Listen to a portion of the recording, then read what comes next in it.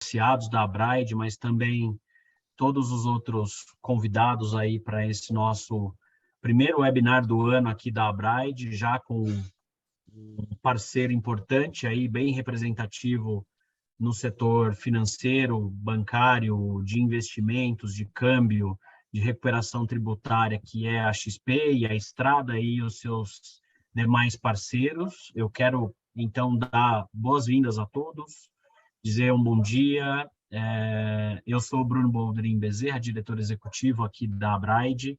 Hoje a gente vai falar de forma bastante dinâmica sobre o cenário, as perspectivas, né, vamos dizer, macroeconômicas para o Brasil nesse ano de 2023. A gente vai trazer, além desse tema, algumas, vamos dizer, iniciativas que o nosso parceiro aqui, a Estrada, tem também, tanto na área de investimento, na área de câmbio.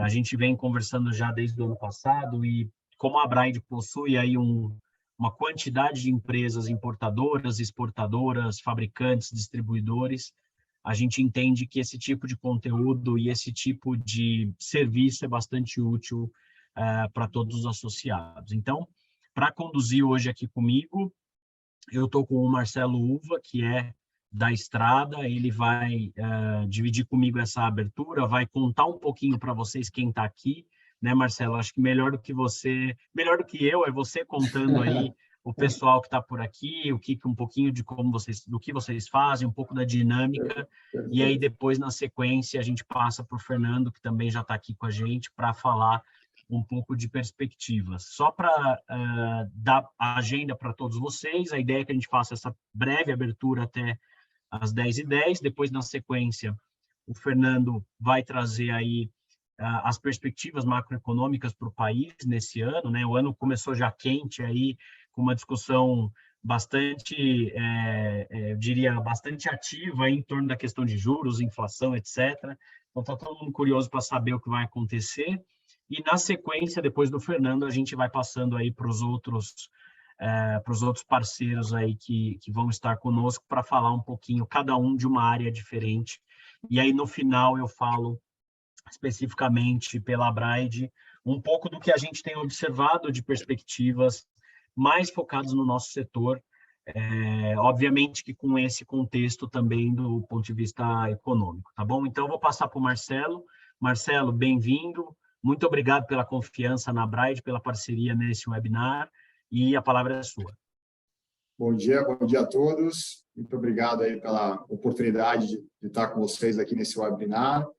A gente está super animado, né, em poder contar um pouco aqui da nossa estrutura.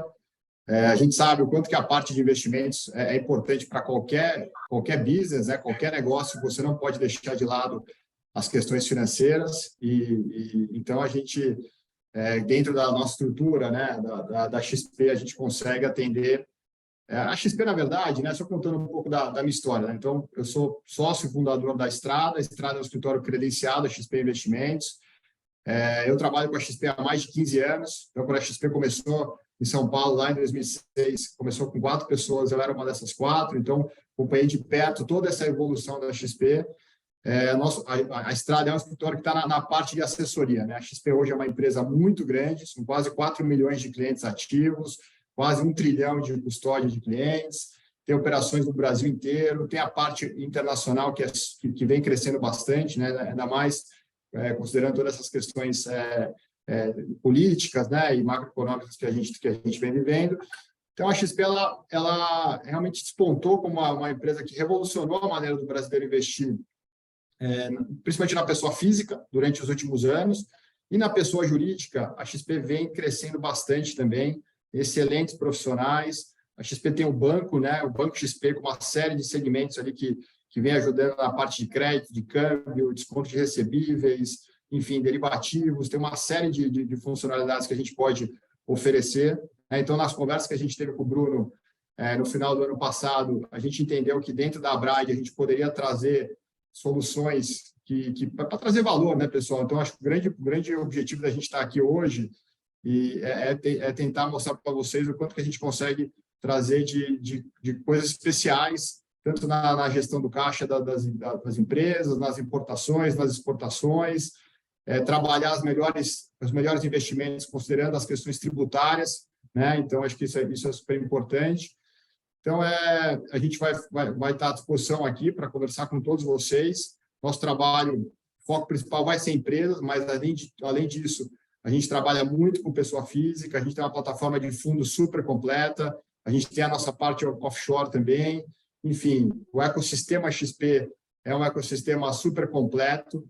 Eu lembro quando eu comecei no mercado lá atrás, você tinha umas questões mais nichadas, assim, de instituições que trabalhavam determinados produtos. Hoje o mercado está muito mais amplo. Eu acho que vocês, como investidores, já percebem isso, que vocês conseguem acessar as mais diversas oportunidades em vários lugares, né? O importante é ter uma assessoria também. Então, isso é um serviço, né? Então, além de taxa, produto e etc., é contar com profissionais que estejam ali no dia a dia, ajudando a montar as estratégias, acompanhar as execuções de ordem, buscar as melhores taxas. Todo o nosso trabalho a gente sempre faz respeitando o suitability de cada cliente, né? Cada investidor tem um determinado segmento de produtos, né, que esse cliente pode trabalhar.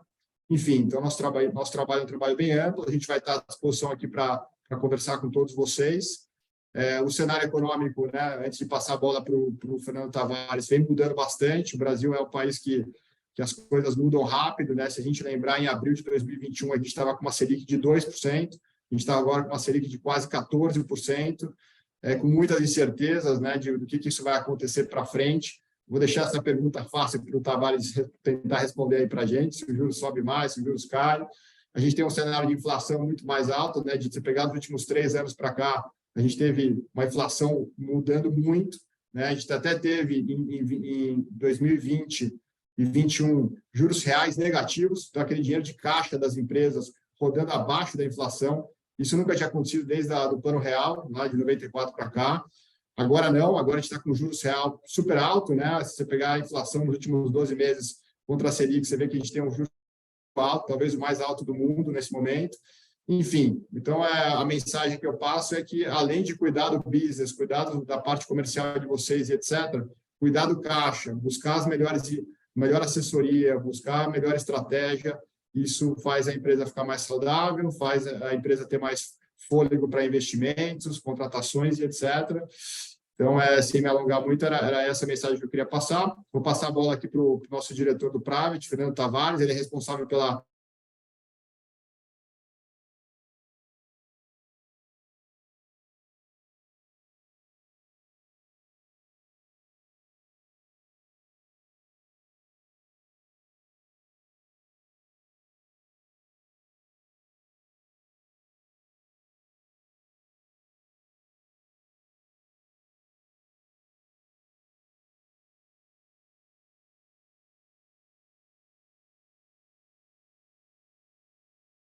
Vai lá com você. Legal. Primeiramente, queria desejar um bom dia a todos.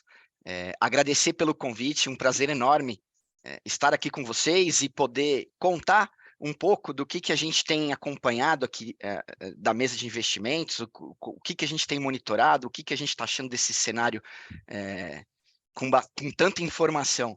Né? Então, como já foi algumas coisas que foram ditas aqui pelo Uva, um prazer imenso, Uva, trabalhar em parceria contigo no dia a dia. Eu, Tavares, sou responsável por uma mesa de investimentos que fica aqui dentro do Private da XP, que no final do dia é uma extensão da estrada, assim, é um trabalho em conjunto com todo o nosso ecossistema, e é isso que a gente faz aqui no nosso dia a dia. Eu tenho mais ou menos aí uns 20 anos de experiência no mercado, passei por algumas casas renomadas, e hoje tenho muito orgulho de fazer parte desse ecossistema, de tentar trazer disrupção, inovação, democratizar realmente aí as oportunidades e os produtos no mercado financeiro. Sem me estender aqui, então, vou compartilhar a apresentação que eu preparei aqui para vocês. Eu dividi ela em um pouquinho de internacional e um pouco de doméstico, e como o Bruno bem falou, ao longo da apresentação, se tiverem alguma pergunta, eu tenho certeza que terão, até porque não acho que eu vou conseguir sair daqui com todos os pontos esclarecidos, mas trazer um pouco de informação, o que a gente tem acompanhado, para que direção que a gente pode caminhar. Só um segundinho aqui que eu só preciso compartilhar a apresentação. Legal. Vocês estão vendo a minha apresentação aí? Ainda não. Tá abrindo aqui. Agora Tá foi. bom. Tá bom. Legal. Vamos lá, então. Como eu disse, um pouquinho de global e um pouquinho de Brasil. E aí, para começar, eu queria dar só um passinho antes e dizer que é o seguinte, né? A gente acaba acompanhando várias fotos do mercado, do momento atual, mas é importante a gente entender em que lugar do ciclo, em que parte do filme a gente se encontra. E até um pouquinho antes da pandemia, o mundo vinha ali numa velocidade de cruzeiro, a S&P, que é a bolsa americana, entregando uma performance bacana, aqui também, e de repente a gente se depara com uma pandemia no começo ali de 2021, que realmente foi uma surpresa ali para o mundo inteiro. Eu lembro que num primeiro momento a gente estava no JP Morgan, a gente olhou para aquilo e falou, isso aqui é uma gripezinha, e depois a gente ficou praticamente quase 2 anos em lockdown, assim, mudou o nosso modus operandi, o modo de viver, de enxergar ali várias coisas, tecnologia, etc. e tal. Mas o que aconteceu nesse momento, né? As economias elas ficaram fragilizadas. Todo mundo ficou trancado em casa. Os bancos centrais, eles tiveram que, para poder ajudar nesse momento de fragilidade, levar os juros, como o Uva bem pontuou, para um território ali muito próximo de zero, quando não negativo.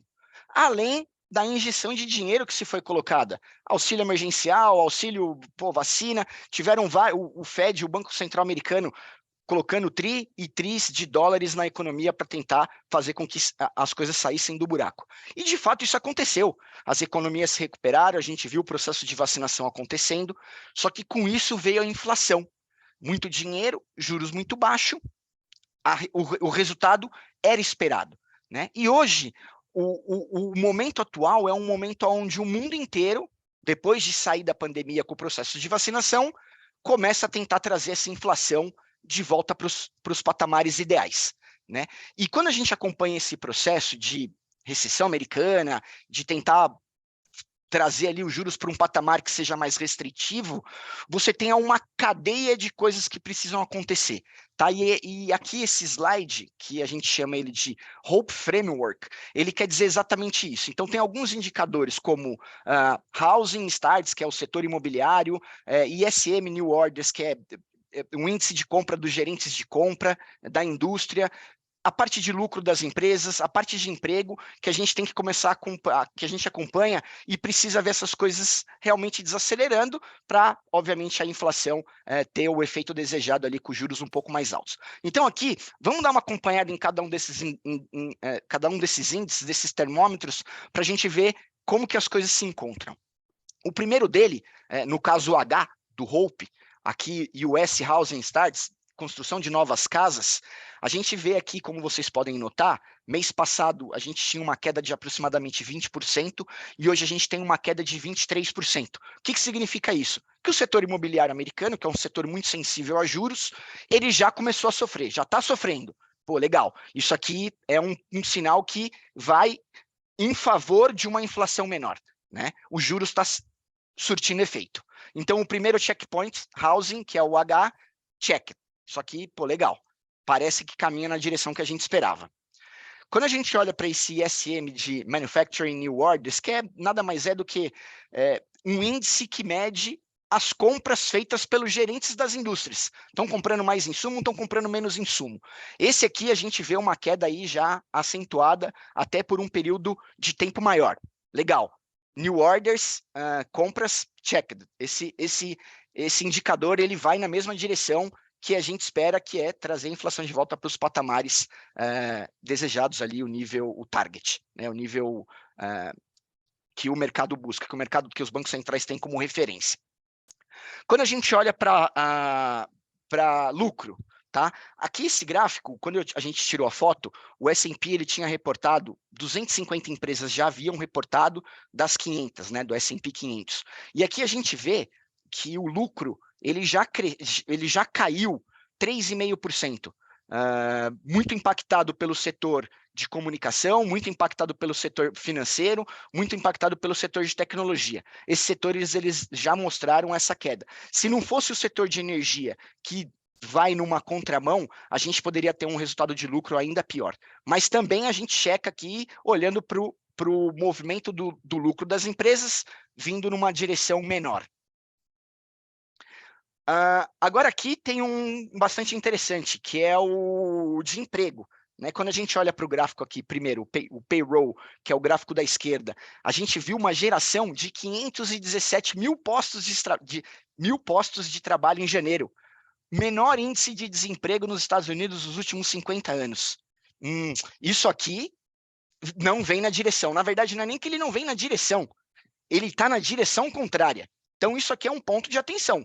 Porque quando a gente olha para os outros três ali, né, o H, o O e o P, do HOPE, eles vão na direção esperada. No entanto, a parte do E, employment, emprego, vem numa direção, não é nem que não vem na direção, ele vai na direção contrária. Isso aqui é inflacionário, não tem desemprego nos Estados Unidos, isso aqui é um ponto de atenção. Mas por que isso? Né? E aqui fica uma pergunta. Antes, aqui, vamos entender um pouco mais, vamos tentar destrinchar um pouco desse último dado, né? Desses 517 mil novos postos de trabalho. Muito puxado pelo setor privado e muito puxado pela parte de educação e saúde e hospitalidade, hotéis. O setor de serviço indo muito forte. E o setor de indústria, esse setor aqui já mostrando um resultado baixo, um resultado pior. Né? Então, esse crescimento de emprego, esse desemprego muito baixo, tem sido puxado pelo setor de serviços. E aqui vocês podem ver aquele mesmo índice que eu mostrei, o ISM de manufatura, agora o ISM de serviço. Enquanto aquele de manufatura das indústrias eles vêm caindo, esse aqui a gente viu essa pernadinha para cima. O que significa que os gerentes de serviços eles estão comprando mais insumo, eles estão, assim, vem numa direção contrária. E é curioso isso, né? E aqui a gente traz duas hipóteses possíveis. Quando eu trouxe aquele primeiro slide, que é o HOPE, que você tem, né? Primeiro acontece, você tem uma sequência de dados, o setor imobiliário, o setor de novas ordens, o setor de lucro, depois o setor de emprego, eles vêm acontecendo em cascata. Então, legal, a primeira hipótese é que a gente de fato está nesse business cycle, nesse ciclo, e que o setor de serviços ser afetados é uma questão de tempo. De fato, tem um lag, né? Tem um espaço entre esse dominó aí caindo entre um e o outro. Então, uma das hipóteses é a coisa caminha nessa direção e em algum momento o setor de serviços ele deve sentir, ou de fato a gente tem um cabo de guerra, né? A segunda hipótese é que a gente tem um cabo de guerra entre os dois setores. O setor que é afetado pelos juros mais altos e o setor que tem sido beneficiado pela reabertura depois da pandemia, como eu disse ali no início, e que no final do dia, então, você tem esse setor sendo menos impactado e você continua com esse cabo de guerra entre setores. A gente ainda não consegue dizer exatamente qual dos lados ganha o braço de ferro, tá? Mas são duas hipóteses que a gente vem monitorando. E aí, se for, por exemplo, a segunda, sendo a primeira hipótese, a gente espera uma recessão da economia americana por conta dos juros altos, as empresas mandando as pessoas embora, e é tudo o esperado desse processo recessivo. No entanto, se for a segunda hipótese a verdadeira, a gente pode esperar, de repente, um pouso mais suave nesse processo de recessão americana. Quer dizer, de repente a gente nem tem recessão, né? Porque enquanto um setor está um pouco pior, o outro setor ele se beneficia de todo esse processo de reabertura da economia, como, por exemplo, o setor hoteleiro. Como que... Aí o mercado ele gosta de olhar para alguns indicadores de recessão, né? Vou começar aqui pelo da direita, que é a inclinação da curva de juros. A curva de juros, ela tem ali o vencimento mais curto, né? Estou falando da Treasury, tá? Tem a de 2 meses, a mais curtinha, de um dia, e você tem até a de 10, 20, 30 anos. Aqui, essa inclinação, que é a diferença, né? Entre o vencimento de 2 anos com o vencimento de 10 anos, num patamar negativo, indica recessão à frente. O mercado gosta muito de olhar para isso, porque os juros americanos para 5, para 10 anos é menor do que o patamar atual, o que significa que em algum momento a economia de fato entra em recessão e o Fed vai precisar cortar juros para estimular a economia. Então, quando a gente olha para essa curva de juros para frente, hoje ela mostra que, olha, lá na frente a gente vai ter que ter menos juros nos Estados Unidos do que tem hoje. E um indicador que o Fed gosta de olhar, que é o Near Term Forward Spread, que também encontra-se num patamar negativo, tá?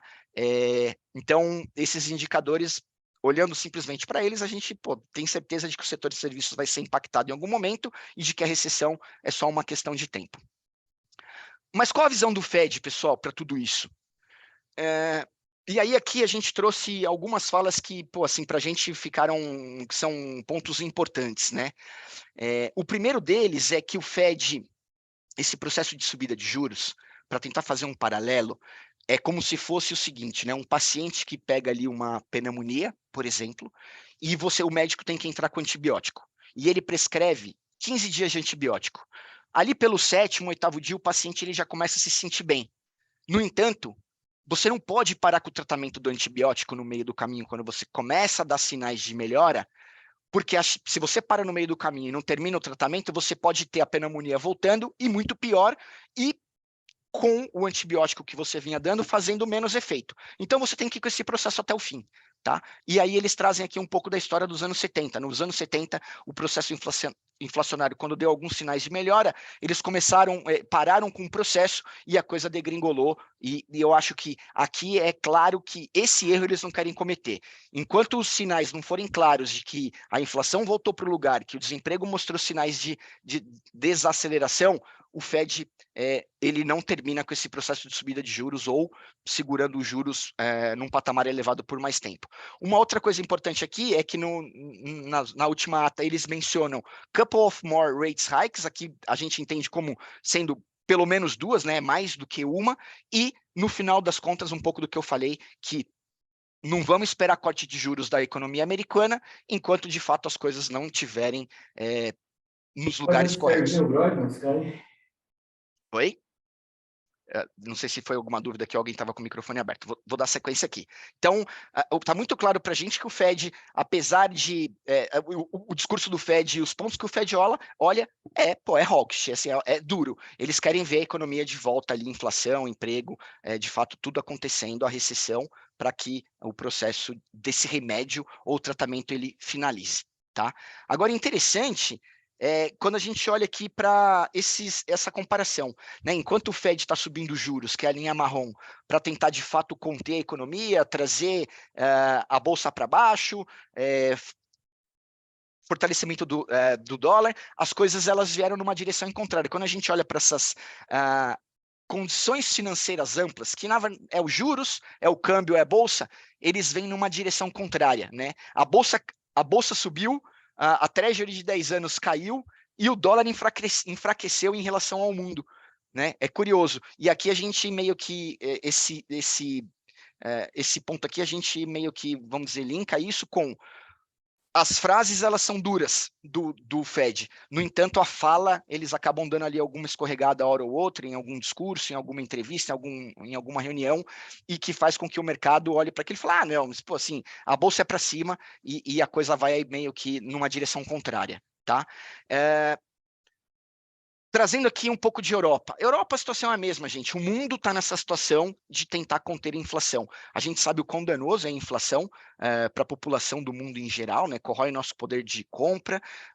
Só que a Europa ela tem uma situação um pouco mais complexa. Além de estar um pouquinho atrás no ciclo, né? O Brasil saiu na frente, Estados Unidos vindo ali já quase chegando no fim, a Europa um pouco antes, mas a situação da Europa, por não ter uma união fiscal entre os blocos, acaba ficando mais complexo, porque na hora que começa a subir um pouquinho mais juros, aí você tem a Itália acaba tendo problema, a Grécia tem problema, a Turquia tem problema, e se não bastasse isso, a gente tem uma guerra que acontece ali no quintal deles, né? Então, a situação da Europa, eu diria que é uma situação que vai na mesma direção de tentar conter a inflação, com um pouco mais de complexidade, por conta de energia, etc. e tal.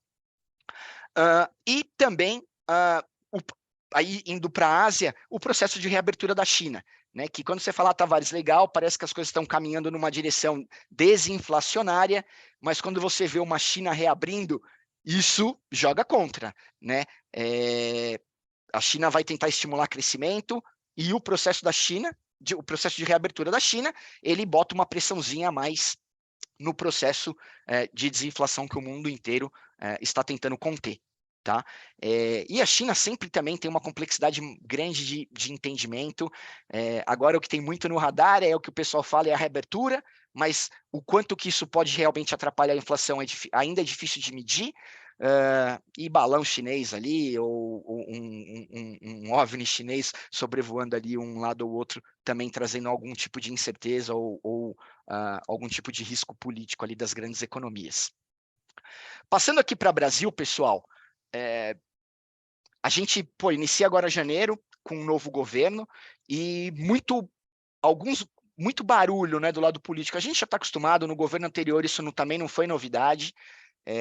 O lado político ele acaba trazendo aí bastante volatilidade, né, fazendo com que os mercados chacoalhem. O mercado financeiro é uma coisa que é mais ou menos assim. O que o mercado menos gosta é incerteza, porque independente se a notícia ela é boa ou se ela é ruim, o mercado, uma vez tendo a notícia, ele digere, coloca no preço e segue a vida. Agora, quando o mercado não sabe exatamente o que acontece, os preços de ativos eles perdem a referência. E aqui a gente fica tentando assim, decifrar o que é sinal, o que é ruído. Tá? E olha que interessante aqui quando a gente olha para algumas classes de ativos. Né?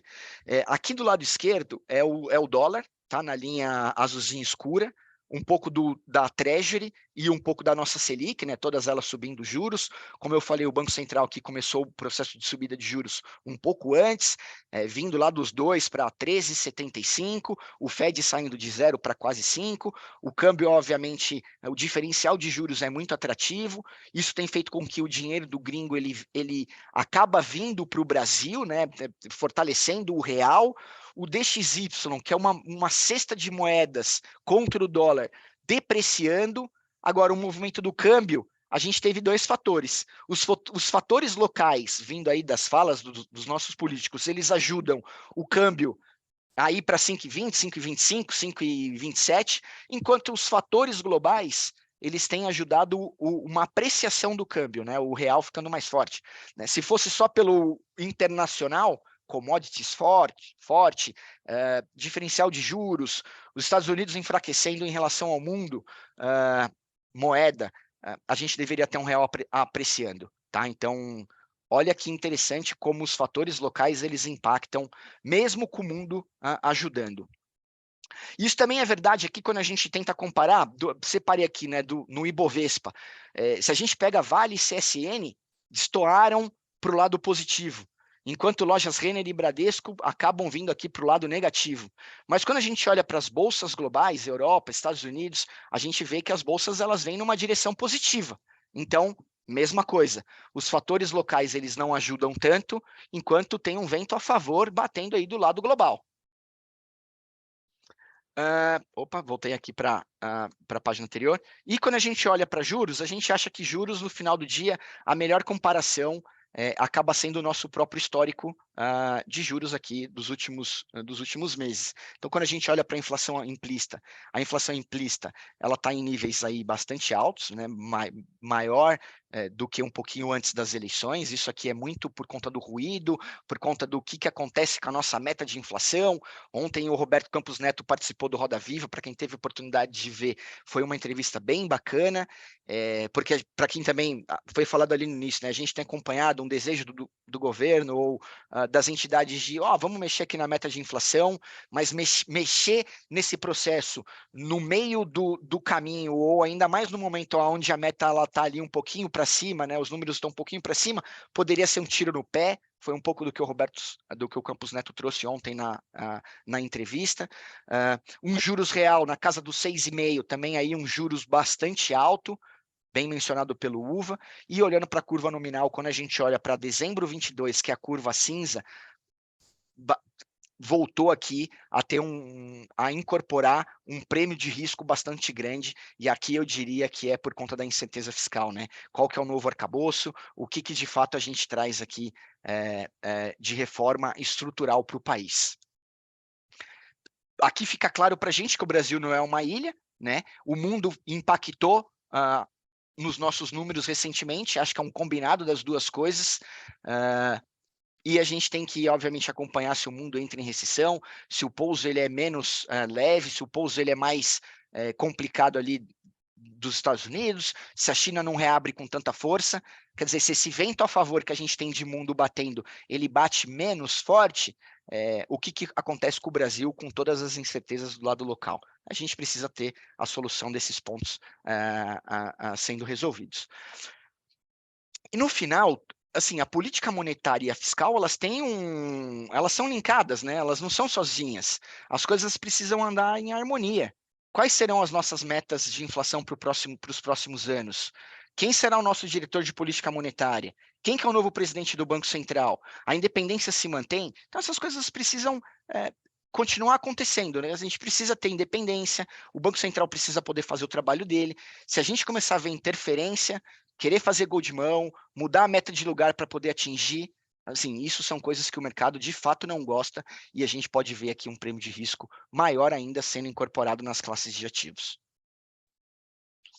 O mercado aqui, esse é um pouco do Boletim Focus da última semana, para vocês verem que a gente já teve um mercado, né, a mediana das expectativas de mercado, reprecificando o IPCA para 2023 já aqui 9 vezes consecutivas para cima, para o ano seguinte também aqui um IPCA um pouquinho para cima, o PIB sendo revisitado para baixo, e da mesma forma a Selic sendo revisitada para cima. E aí um pouco do que o Campos Neto falou ontem, né? Se você mexe na meta de inflação hoje, o efeito ele muito provavelmente ele é contrário. Ao invés de não dá para achar que se você coloca a meta para cima, você vai dar espaço para o Banco Central cortar juros. Pelo contrário, talvez você tire a flexibilidade do Banco Central poder cortar juros. Lembrando que no final do ano passado, a expectativa do Banco Central era que a partir do meio do ano já pudesse começar o processo de corte de juros, uma vez que a gente começou o nosso processo de subida um pouco antes.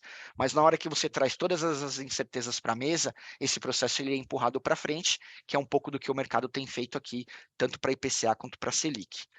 E aqui são as projeções da XP, só trouxe para vocês para mostrar que hoje a nossa projeção para o final do ano ela é de 13,75, e esse número ele também foi revisitado para cima pelo nosso time de política, ele era um pouquinho para baixo, e aí por conta dessas incertezas todas que a gente tem visto, esse número ele foi revisitado para cima, ou seja, a gente não espera corte de juros na Selic para o ano de 2023, enquanto o IPCA fica ali um pouquinho acima da meta e a taxa de câmbio na casa dos 5,30.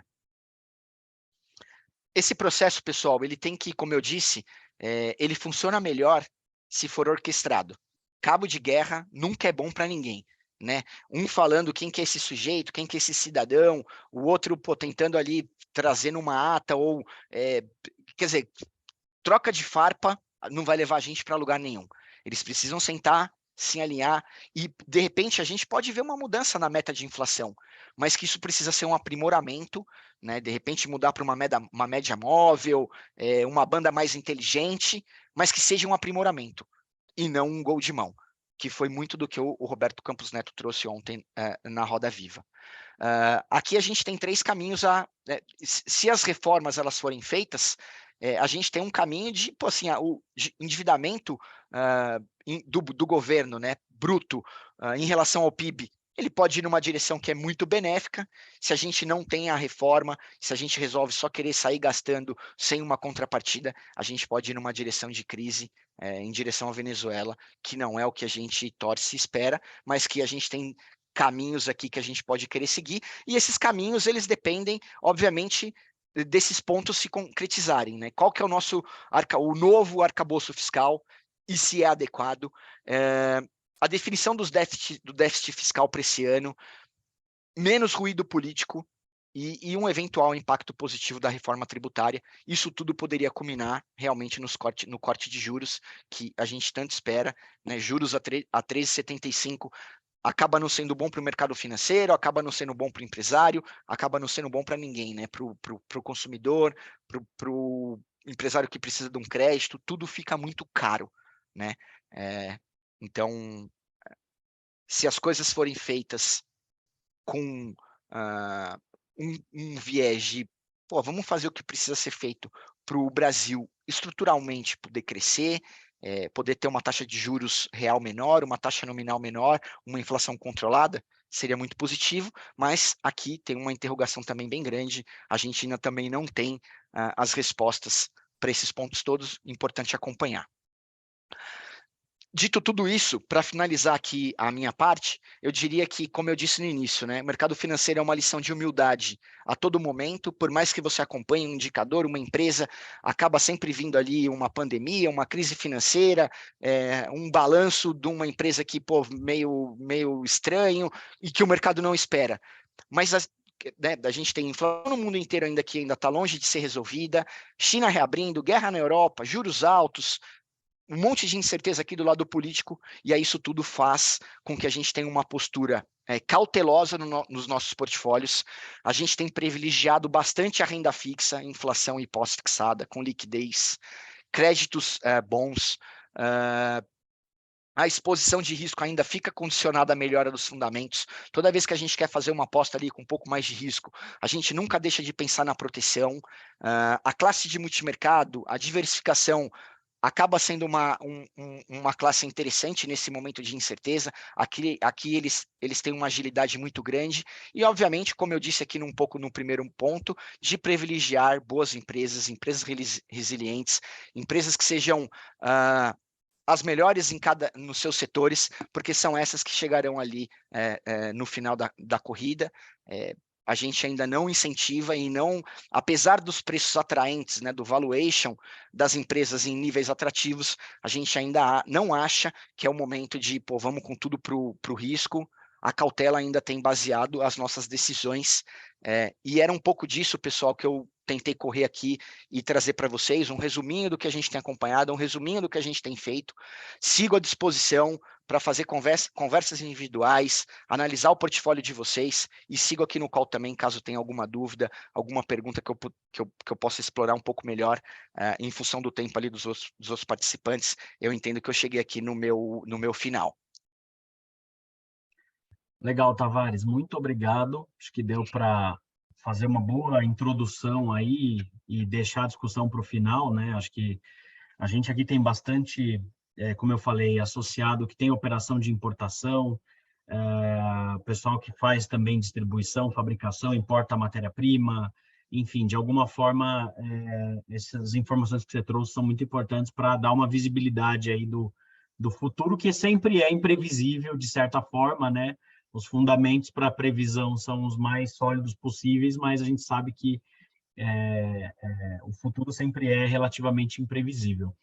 Logo na sequência, eu vou passar para o Renato, que está aqui com a gente também da Estrada. Ele vai trazer um pouquinho para vocês agora uma fala mais ligada a investimentos, a questão até de operações compromissadas também, um pouco no gancho do que o Tavares já deixou aí da alocação dos ativos aí. Então, Renato, está com você a bola aí. Boa, Bruno, obrigado. Obrigado aí, Tavares, pela aula de economia. Vou compartilhar aqui uma apresentaçãozinha que eu preparei para vocês. Se vocês puderem confirmar se estão vendo. Sim. Sim. Beleza. Bom, primeiramente vou me apresentar, sou Renato Pierri, tenho uma formação em finanças, né? Uma longa experiência na parte de trabalhar em empresas, né, de grande porte. Então, 23 anos trabalhando em empresas como Vale Refeição, indústria de embalagem, e passei meus últimos 5 anos da carreira como diretor financeiro de empresas do agronegócio. Então, eu conheço muito bem as dores de vocês, né? A gente, como vocês sabem, o agronegócio, ele compra insumos em dólar e vende, exporta soja, milho, algodão também em dólar. Então, tem muito câmbio envolvido nessa operação. E na minha primeira reunião que eu tive e atualmente eu estou como sócio da Estrada XP, né? Sou sócio do Marcelo na Estrada faz um ano. E eu me aproximei da Abraid, e na nossa primeira reunião presencial a gente viu muita sinergia com os associados, né? O que a gente pode trazer de valor para os associados da Abraid? Tem muito a ver com a parte de câmbio e também na parte de investimentos. Eu preparei com carinho essa pauta de hoje, né? Falando de economia, vou passar agora por algumas, o que a gente tem, o que a gente agrega de valor no D0 para vocês. Então, por isso que essa reunião vai ser bem breve aqui. Eu selecionei 2 produtos que a gente tem aqui que pode agregar no valor no D0 para vocês, ou seja, abrindo a conta aqui na XP, a partir da semana que vem a gente já consegue operar esses produtos. Então, abrindo conta, eu deixei aqui meu contato, né, um QR Code, aí se precisar falar comigo, me acessar via WhatsApp aqui, eu estou totalmente disponível. E é diferente também dos bancões, o assessor XP ele atende o cliente nos horários exóticos, à noite, fim de semana, feriado, a gente não tem problema, pode entrar em contato. Então, vamos lá. Eu selecionei aqui o primeiro produto que a gente tem de prateleira que os bancões não conseguem oferecer para as pequenas e médias empresas, que são as operações compromissadas. Por que elas chamam compromissadas? Porque existe um compromisso de recompra na data do vencimento da operação. E nesse caso aqui, quem vai recomprar o título da operação é a XP. Então, o risco de investir nesse produto é um risco XP, que é um risco que tem um rate AAA, que é o melhor risco de investimento. Obviamente, não é risco zero são títulos soberanos, mas é o menor risco no critério de rating. E por que eu falo assim? Como eu trabalhei em empresa, o que eu não queria correr risco era risco de investir e ter problema de rentabilidade negativa. Já basta o risco operacional, né, das empresas. Então, eu não posso correr risco na parte financeira. Eu tenho que trazer um resultado positivo sempre. Então, por isso que eu escolho sempre títulos com AAA ou títulos soberanos. Nesse caso aqui, a compromissada, o principal benefício dela é que ela é isenta de IOF.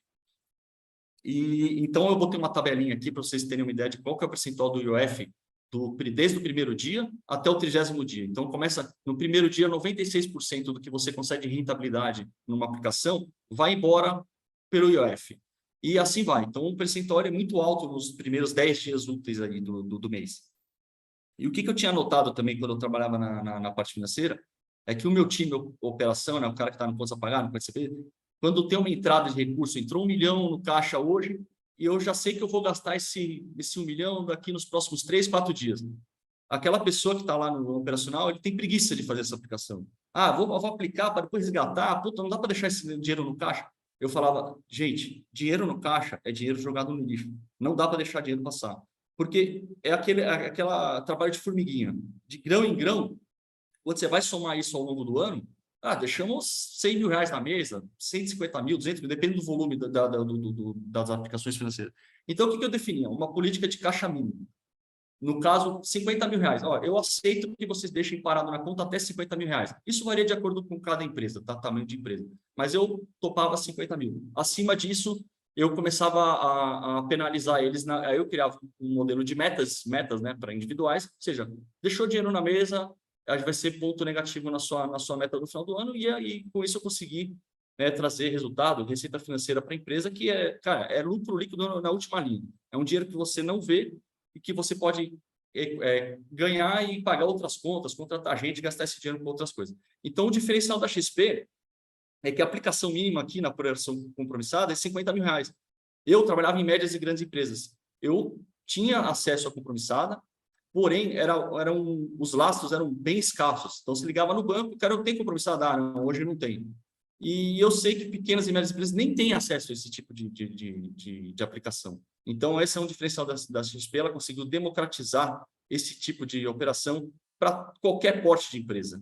E o horário dessa aplicação é até 17 horas, ou seja, aquele caixa que entrou no final do dia, que já você não consegue mais aplicar esse CDB, não consegue fazer mais nada, você fala, puta, vou perder um dia de CDI aqui. Não, vamos na compromissada. Tem compromissada de 1, 3, 5, 7, 10 dias aqui na XP disponíveis, e eu vou mostrar no próximo slide o efeito prático, né? Um exemplo prático aqui de uma comparação do que é aplicar numa compromissada versus aplicar no CDB. Se liga no banco, eu quero um CDB. Tá, mas por quê? Ele não tem acesso à compromissada.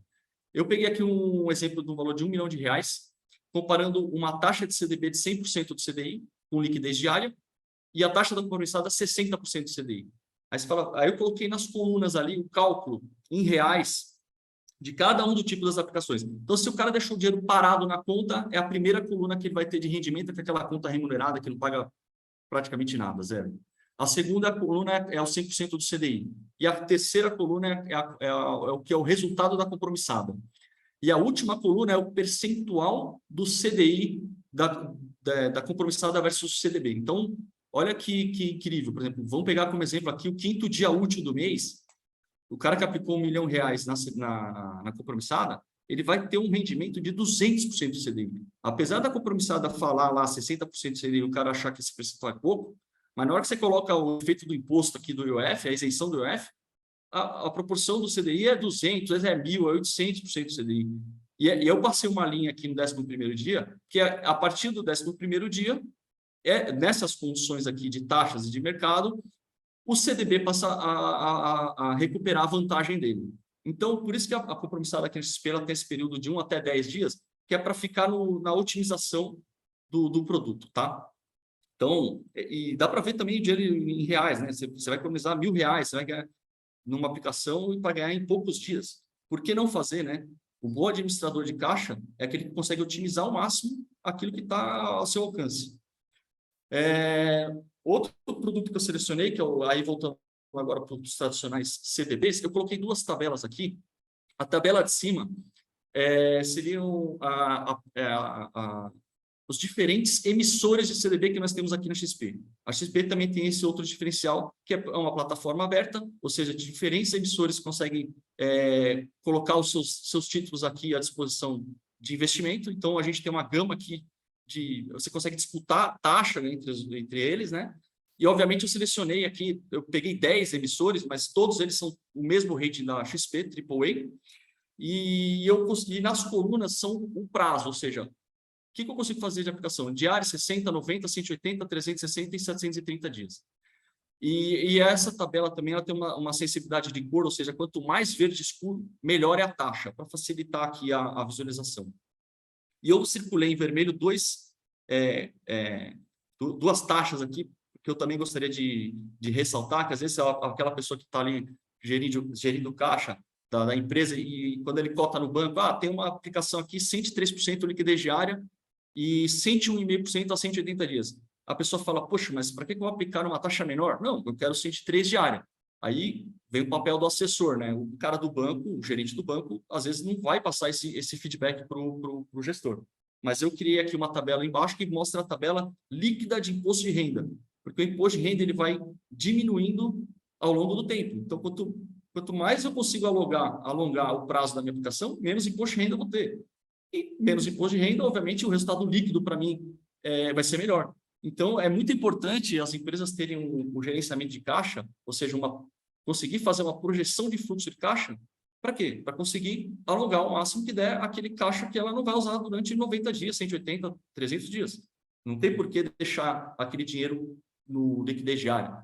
Dá para ver aqui, ó, o 101 equivale a 81% do CDI líquido, o 113 equivale a 79,8% líquido. Então, assim como na compromissada, é aquele dinheiro pequeno que vocês vão juntando. Se alguém for fazer a conta ao longo do ano, é muito dinheiro deixar na mesa. E um bom administrador de caixa não pode deixar o dinheiro na mesa. Então, o que eu recomendo aí para os associados?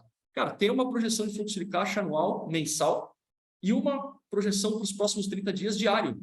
Para quê? Porque aquele caixa que é quente, que entrou, vai usar dentro de 10 dias, aloca em compromissado. O caixa que você consegue alongar, você consegue escalonar aqui, como a tabela, 90, 180, 300 dias, e consegue otimizar a receita, o resultado financeiro líquido no final da linha.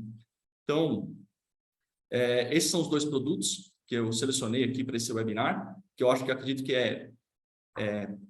agregar valor no D0. Isso aqui a gente consegue fazer. Essas cotações são indicativas, obviamente, as taxas mudam, essa aqui foram taxas do dia 6, mas eu fico à disposição, só entrar em contato, vamos tocar esses produtos. E por último aqui, como eu estou com tempo escasso, eu queria deixar, o Marcelo falou no início, mas esse ecossistema da XP, ele é algo que nos bancos não tem. Por quê? Eu, como assessor de investimento, eu consigo atender tanto o empresário na pessoa física, quanto o empresário na pessoa jurídica.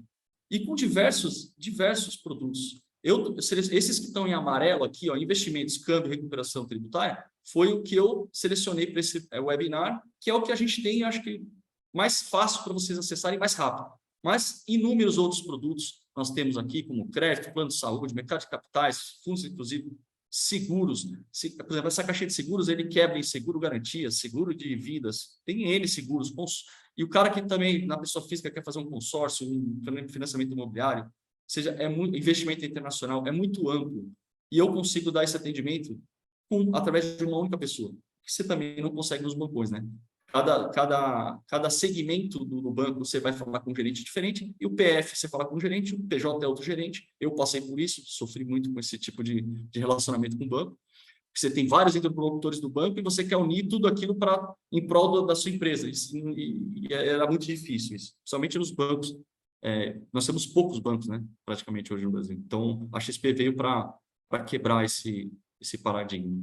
Então, eu acho que é isso, Bruno, eu consegui ser breve. E aí, se o Marcelo, o Monique quiserem complementar com alguma coisa que eu esqueci de falar aqui, eu posso só fazer na verdade, um pouco do que você falou, né, Renato? Pô, assim, juros a 13,75, não dá para deixar um dia desse dinheiro parado em conta. Pô, assim, o DI super concordo. Muito alto, né? Muito alto, e teve uma novidade que a gente conseguiu, a princípio, a compromissada no início, ela nasceu para pessoa jurídica, e a partir da sexta-feira passada, a gente começou também a oferecer a compromissada para pessoa física.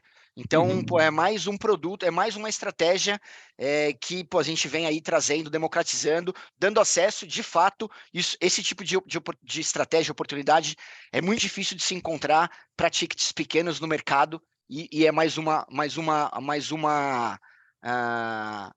estratégia de investimento que a gente consegue trazer primeiro para PJ e agora no final da semana passada também para PF. Muito bacana a apresentação. Legal, Tavares. Então, você viu, o foco aqui foi eficiência fiscal. É tentar fugir do IOF e tentar fugir do menor imposto de renda. Ou seja, não está isso, às vezes, no radar das pessoas, né? O pessoal está olhando só aquela taxa final, 103, 101. Não, vamos olhar o líquido. Resultado na última linha, bottom line. Perfeito. Tem 10 dias ali que não fazem o menor sentido você estar no CDB, né? Quer dizer, para o dinheiro de curto prazo, dinheiro de giro, a compromissada ela é muito mais eficiente, sem dúvida. Exato. E aí, até um gancho aqui para recuperação tributária, que é o último tema que vocês vão ver. Ou seja, estamos de novo falando de imposto. Então, eu passo a bola aí para vocês. Aí o Felipe vai tocar agora câmbio, que é um tema muito importante para vocês aí. Exato. Obrigado, Renato. Obrigado, Bruno. Rapidinho, passando para o Felipe aí, acho que esse tema é super importante, Renato, que você trouxe. E o Felipe também falando de câmbio vai ser super importante. Felipe, a bola está com você. Fala, pessoal. Bom dia. Bom, prazer, eu estou só... Pessoal, se puder me liberar aqui para eu conseguir compartilhar a tela. Para eu colocar a apresentação. Acho que já está liberado. Agora foi. Legal. Bom dia, gente. Bom, então, acho que eu coloco aqui as mesmas palavras aí do pessoal que já trouxe. É um prazer aí falar com todos vocês, tá? Eu sou o head aqui da mesa de câmbio e da mesa de derivativos, com foco em hedge, tá? A gente chama de FICC. FICC quer dizer Fixed Income, Currencies and Commodities. Então, é renda fixa, commodities e moedas, tá? Hoje o foco da apresentação aqui vai ser olhando muito mais a parte de câmbio, tá? Então, como já foi aí falado bastante aí, tanto pelo time da Estrada, né, quanto pelo Tavares, a XP aí um pouco mais de 2 anos, além de ter feito toda essa revolução nos últimos 20 anos, aí, principalmente nos últimos 10, na parte de investimentos para pessoa física, e começou a colocar, a entrar muito forte também na pessoa jurídica, nos últimos um pouco mais de 2 anos aí, acabou virando banco, e entrou muito forte também na parte de banking, né, na parte de produtos financeiros. Tá? E o câmbio não podia ser diferente, né? Então, como todo produto, como todo serviço que a XP, como todo mercado, né, que a XP resolve entrar, realmente a gente tenta fazer diferente, né? E normalmente a gente consegue, tá? Então o câmbio também a gente está na construção, tá? Eu vou mostrar um pouco da nossa história aqui também, tá? E mostrar para vocês como a gente consegue trazer, às vezes em algum produto que parece ser meio básico, meio igual, todo mundo faz igual, você vai no banco A, no banco B, no banco C, todo mundo vai tratar igual, as regras são as mesmas, como que até na coisa que mais simples ou que pareça ser mais regulamentada, até pela própria rigidez do produto, pelo Banco Central controlar absolutamente todos os câmbios que entram e saem do país, como é possível você focar no cliente, né, e trazer um diferencial, tá? Então, eu trago aqui para vocês um pouco do que a gente faz, tá? Então, basicamente, olhando para câmbio, tá? A gente opera basicamente todas as naturezas, então qualquer qualquer necessidade que a empresa venha a ter, e aqui, obviamente, estou focando muito no mundo PJ, na empresa, mas a gente tem uma atuação muito forte também na pessoa física, tá? Onde a gente atua em todas as naturezas, seja para pessoa física, seja para pessoa jurídica, a parte de pagamentos, de envios, né, de importações, pagamento de serviço, a parte de recebimento também, exportações, né, exportação de serviços também, seguros, transportes, disponibilidades, enfim. E a gente opera aí com basicamente todas as moedas, ou as maiores moedas globais, tá? Tem até uma novidade aqui em primeira mão, essa semana, ontem, na verdade, a gente fechou também a primeira operação em Dirham, tá? Que é a moeda lá dos Emirados Árabes. Então, é uma moeda bem exótica, é uma moeda que a maioria dos países não fazem, mas que recentemente a gente começou a ter essa demanda por um aquecimento ali, principalmente da parte de importação de combustíveis, de petróleos e fertilizantes, que acabou vindo ali da Arábia Saudita, perdão, do Emirados Árabes, e começou a vir essa demanda de forma bastante recorrente, tá? Pelos nossos parceiros, pelos nossos escritórios, e a XP com essa facilidade, com essa mobilidade, né, com essa ação rápida, a gente conseguiu de fato colocar o produto de pé, nos diferenciando do mercado. Tá? Então, além dessas moedas, ainda tem o Dirham. Tá? Aqui, basicamente, os câmbios perante o Banco Central, tá? Então, a classificação, né, ou ele é importação, ou ele é um financeiro venda, tá? Ou ele é uma exportação, ou ele é um financeiro compra. Tá? As naturezas, de fato, do Banco Central, existem várias naturezas, centenas de naturezas. Tá? Então, sempre essa operação vai ser ou uma importação ou um financeiro venda, ou uma exportação ou financeiro compra. Agora, a natureza, o que é a natureza? A natureza é qual o motivo pelo qual eu estou enviando ou o motivo pelo qual eu estou recebendo o câmbio. Tá? E aí, essas naturezas, eu trouxe as principais aqui, podem ser comércio exterior, serviços, aporte de capital, empréstimo, né? Então, essas naturezas que são aquele serviço que o banco vai ajudá-los, tá, na classificação. Obviamente, se for algo mais trivial, como uma importação, tem o documento da importação, a invoice, fica mais claro, e o banco ele vai auxiliar, a XP ela vai auxiliar aonde? Na incidência de imposto. Tá? Então, a XP ela é como que um guardião das normas. Tá? Então, as normas elas são estabelecidas pelo Banco Central, tá? E a XP ela é um banco autorizado pelo Banco Central e ele serve como um braço do regulador. Então, ele é um guardião das normas que são estabelecidas pelo Banco Central. Tá? Então, toda a parte de tributação, toda a parte de boa ordem de documentação, se falta uma documentação ou se ela não está 100% de acordo com a normativa do Banco Central, a XP simplesmente ela analisa, interpreta a norma e dá esse parecer e dá essa possibilidade ao cliente, essa interpretação com relação aos tributos. Tá?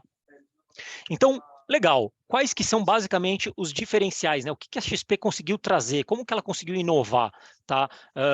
Entre o câmbio que já era praticado no mercado e o câmbio que a XP está trazendo, tá? Então a gente começa simplesmente com o ponto mais importante da XP, né? Que foi o que trouxe de fato aquela disrupção no mercado de investimento, sem tarifa, tá? Não existe nenhum tipo de tarifa aqui na XP. Não existe tarifa de emissão de contrato, não existe tarifa de despesa de banqueiro. Tá? Isso nos bancos, vocês podem ver aí cobranças de tarifa por emissão de contrato de 50 até R$200 por contrato. Então, às vezes você vai fazer um pagamento e aí você tem lá 100 mil, 200 mil dólares para fazer o pagamento e você quebra ele em 10 contratos. Tá? Os bancos vão te cobrar uma tarifa por contrato. Tá? Isso na sua grande maioria. Então, aqui é basicamente um palavrão falar em tarifa, tá? Tanto de contrato quanto de banqueiro também. Então, quando você vai fazer uma remessa para fora, ou às vezes um recebimento, os bancos, como que funciona? Você tem aí basicamente aí 5, 10 bancos globais que são responsáveis por fazer a conexão com os demais bancos no mundo. Tá? E esses bancos que fazem esse processamento entre os bancos são chamados de bancos intermediários ou banqueiros. Tá? Então, a XP, ela trabalha com alguns banqueiros, né? A gente trabalha com o JP Morgan, a gente trabalha com o Bank of America, tá? A gente trabalha com alguns bancos, tá? Justamente para ter mais possibilidade e, eventualmente, esses banqueiros cobram tarifa. Tá? O que a XP faz? A XP não repassa essa tarifa de banqueiro. Tá? Então, essa tarifa de banqueiro ela também pode custar, em dólar, obviamente, de $50 até $300, tá? Por operações. Então, a XP também não cobra esse tipo de despesa de banqueiro. Então, isso é muito importante na hora que vocês forem fechar o câmbio de vocês, olhar não somente a taxa, tá, que está sendo cobrada, mas olhar também todas as despesas adicionais, todas as despesas subjacentes que tem na emissão do contrato, porque às vezes, dependendo do valor das despesas, do valor da tarifa, né, o custo que você vai estar tendo, eventualmente ele vai ser muito maior. Então é sempre importante olhar a taxa final com todos os custos, tá? Como também já foi comentado pelo time da Estrada, pô, a gente tem um atendimento especializado, né, através dessa sistemática da XP com os parceiros, né, com a Estrada, o atendimento ele é diferenciado, né, não tem jeito, você consegue falar com o teu assessor, você consegue falar lá com o teu escritório a qualquer momento, né, dia de semana, final de semana, qualquer horário, você vai ter um atendimento, tá? Então ele realmente é diferenciado. A gente tem uma grande variedade de moedas e uma agilidade muito grande para conseguir atender eventuais demandas que são fora ali do padrão, fora ali daqueles produtos de prateleira, tá? Coisa que é difícil de você conseguir encontrar no mercado, né? Apenas aquelas grandes empresas, né? Que têm realmente o acesso aos bancos de atacado, aos atendimentos globais, né? Então, a XP, mais uma vez, trouxe esse atendimento diferenciado das grandes empresas para o varejo, né? Para as pequenas, médias empresas, tá? O câmbio, isso é uma coisa muito legal que a XP fez, tá? Que vai muito na linha educacional, que é uma frente forte da XP, né? Sempre foi. Então, e até puxando o gancho também para o nosso próximo assunto, que é a parte de hedge, tá? Então, a XP, ela entrega o câmbio pelo Banco Central, ele é até D2, tá? O que é D2?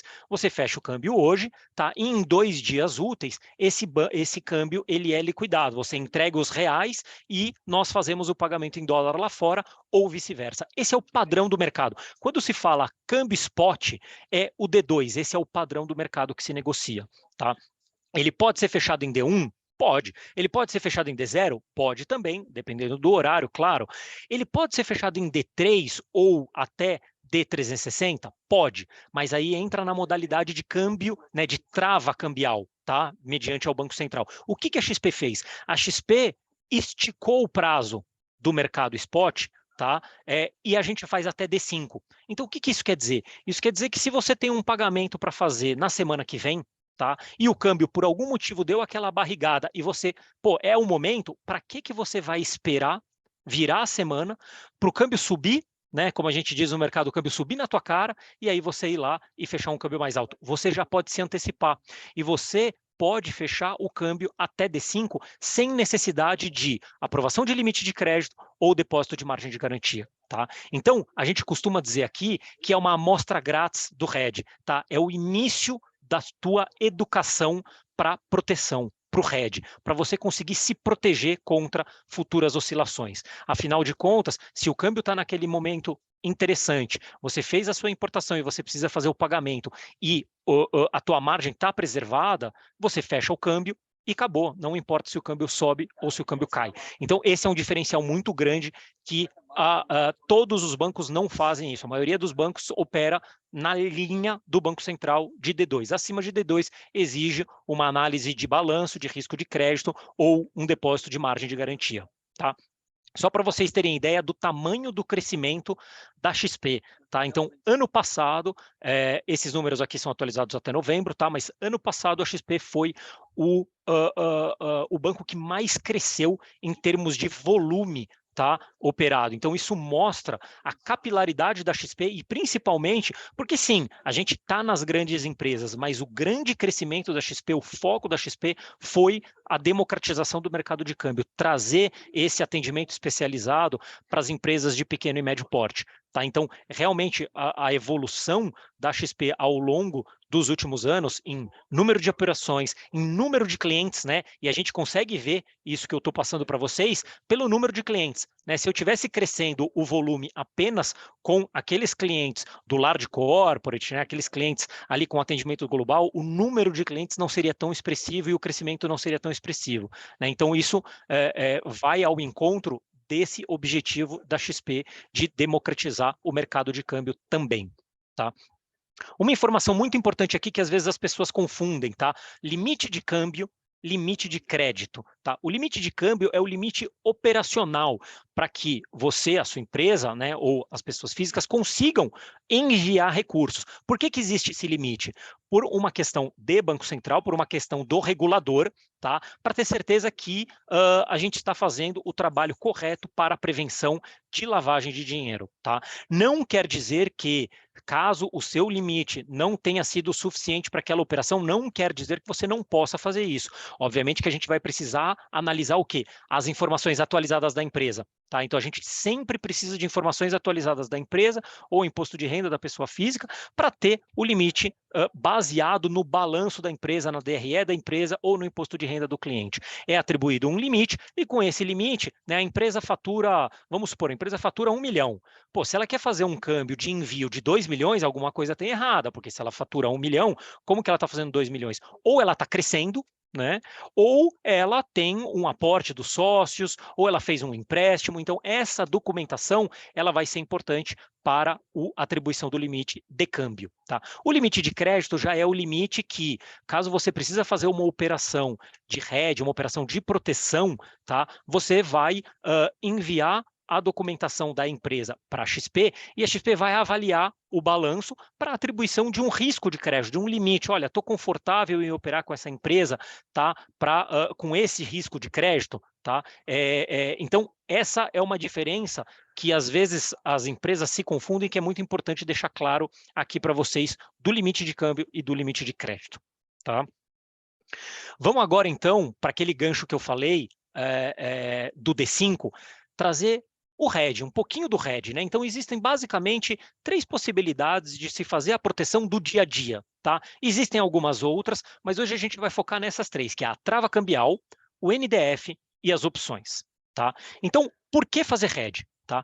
Olha o nosso gráfico do último ano do câmbio. Tá? Então, nesse gráfico, a gente consegue perceber que o momento em que você fecha o seu câmbio, ele é crucial para preservação de margem do seu negócio. Tá? E dependendo se você espera muito ou se você antecipa muito, você pode se dar mal. Tá? Então, o hedge ele vem para trazer previsibilidade de fluxo, ele não vem para trazer ganho ou perda, ele vem para trazer previsibilidade de fluxo de caixa.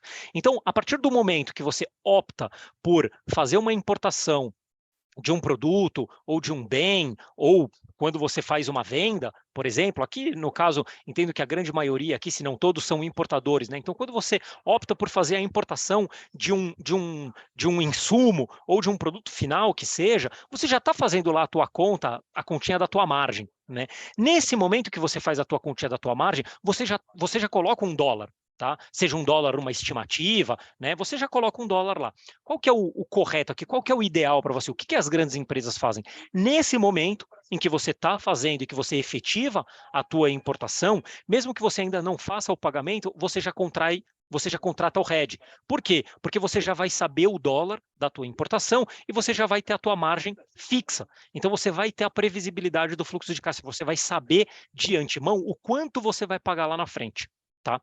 Para isso, é importante você entender como que funciona a precificação desse dólar futuro, né? Porque apesar dele ser futuro, não tem nada de futurologia, o banco não sabe. Apesar de ter as projeções, e o Tavares ter trazido aí, a gente tem um time excepcional aqui em termos de projeções macroeconômicas, o Tavares não vai me deixar mentir aqui, que é basicamente impossível, principalmente falando do dólar, você prever. Tá? Um estudo legal que a gente fez, numa próxima oportunidade a gente pode trazer também, a gente pegou todas as projeções de todos os bancos e até do próprio Banco Central, né, aquela pesquisa Focus do Top 5, no início do ano, de quanto seria o dólar no final do ano. E historicamente, quando você chega lá no final do ano, historicamente, ninguém acerta. Ninguém acerta. Por quê? Porque ao longo do ano acontecem tantas variáveis que é impossível de você prever uma guerra, uma pandemia, então não tem como. Então, como que você faz para conseguir se proteger? Hedge. Você usa do mercado futuro para você conseguir se proteger. Como que é feito a precificação desse mercado futuro? Nada mais do que diferencial de juros, tá? Então é custo de oportunidade, não existe futurologia aqui, é simplesmente o custo de oportunidade do dinheiro. Quanto é o custo de oportunidade do dinheiro para você aplicar em reais? Quanto é o custo, a oportunidade do dinheiro para você aplicar em dólar? E o diferencial disso você chega lá na taxa. Então, um exemplo rápido aqui, considerando o dólar spot a 5,10, tá? E considerando que você tem aí uma taxa de juros de 1,10 ao mês, tá? Isso daqui seria a curva futura da Selic, tá? Do CDI, na verdade, de 1,10 ao mês, por exemplo, você chegaria num dólar para 30 dias de 5,60, tá? 5,16, perdão. Aí, o dólar, você também tem um custo de oportunidade, que seria o cupom cambial. O cupom cambial nada mais é do que os juros em dólar dentro do Brasil.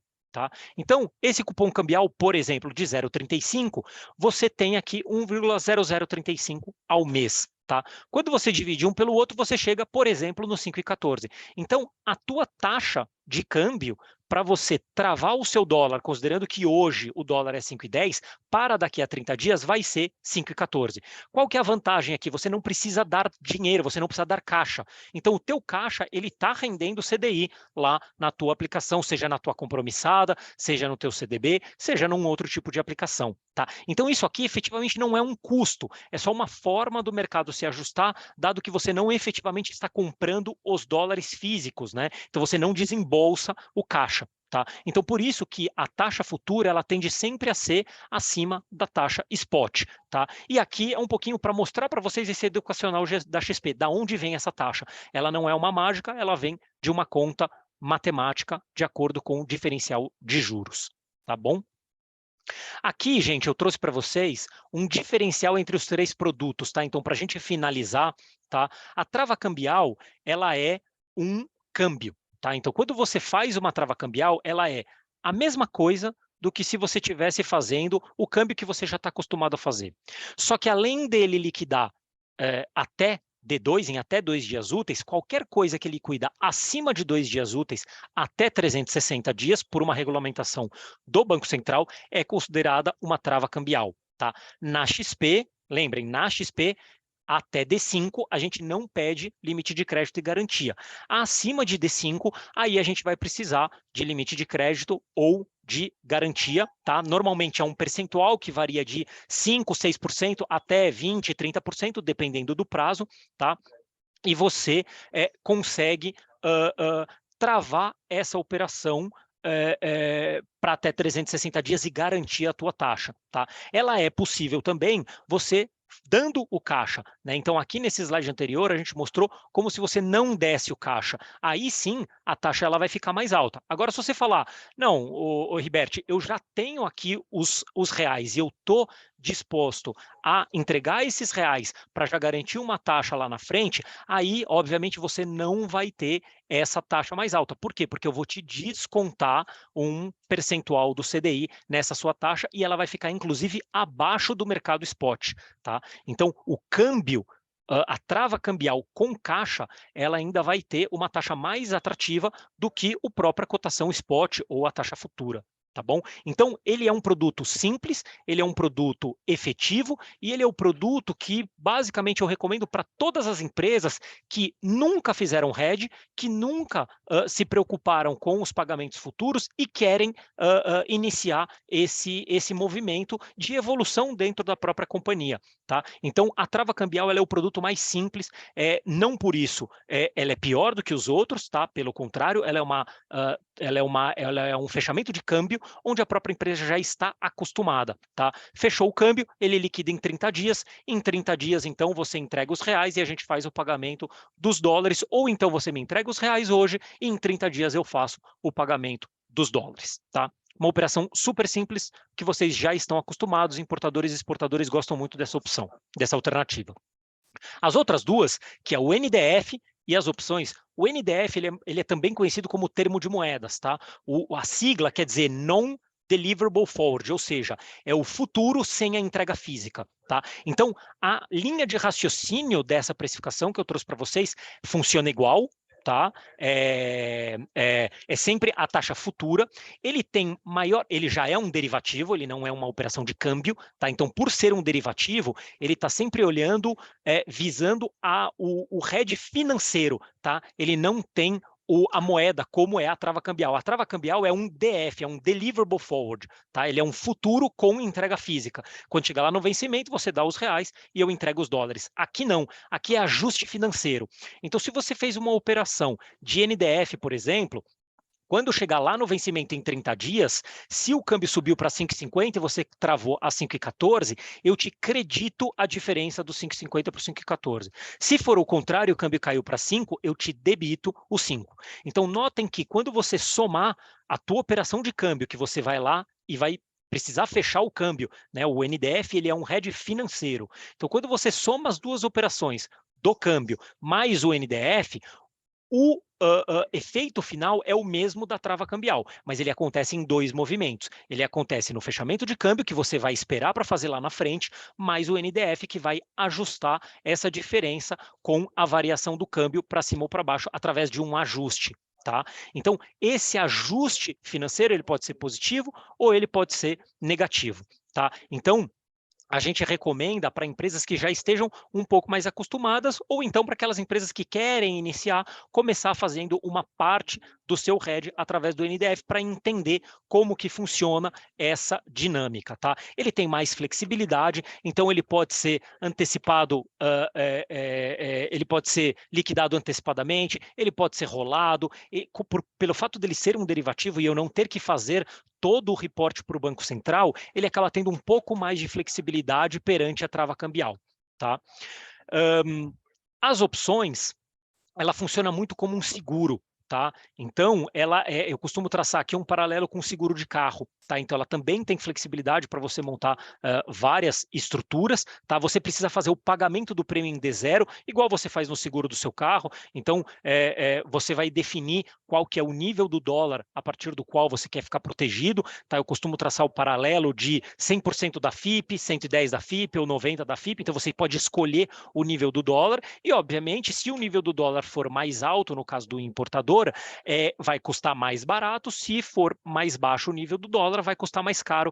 Por quê? Porque você tem a proteção para que o dólar ficar acima daquilo que foi definido neste nível do dólar que a gente chama de strike. Tá? Então, você pode fazer essa compra desse seguro. Então, olha, eu quero comprar um seguro para o dólar acima de 5,14. Você vai pagar um prêmio em D0, igual o prêmio do seguro do carro que você paga. Quando chegar no vencimento, tá?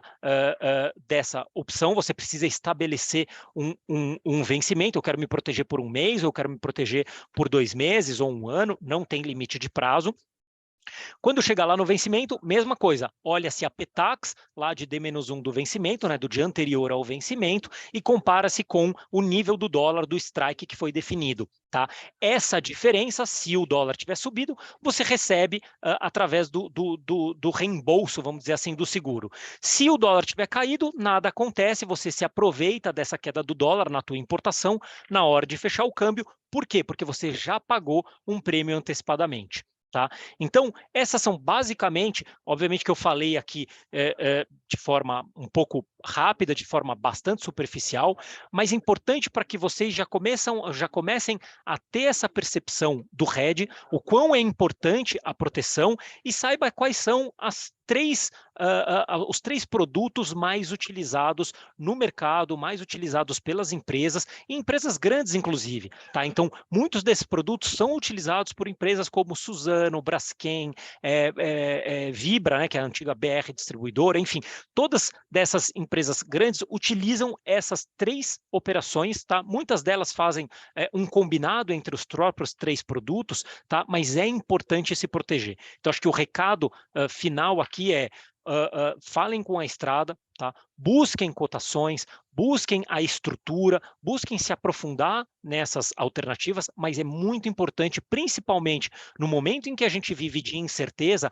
a proteção e a preservação do fluxo de caixa da empresa. Tá bom? Gente, Legal, obrigado. Acho que eu Felipe. passei um pouquinho do meu tempo aqui, mas agradeço aí a todos.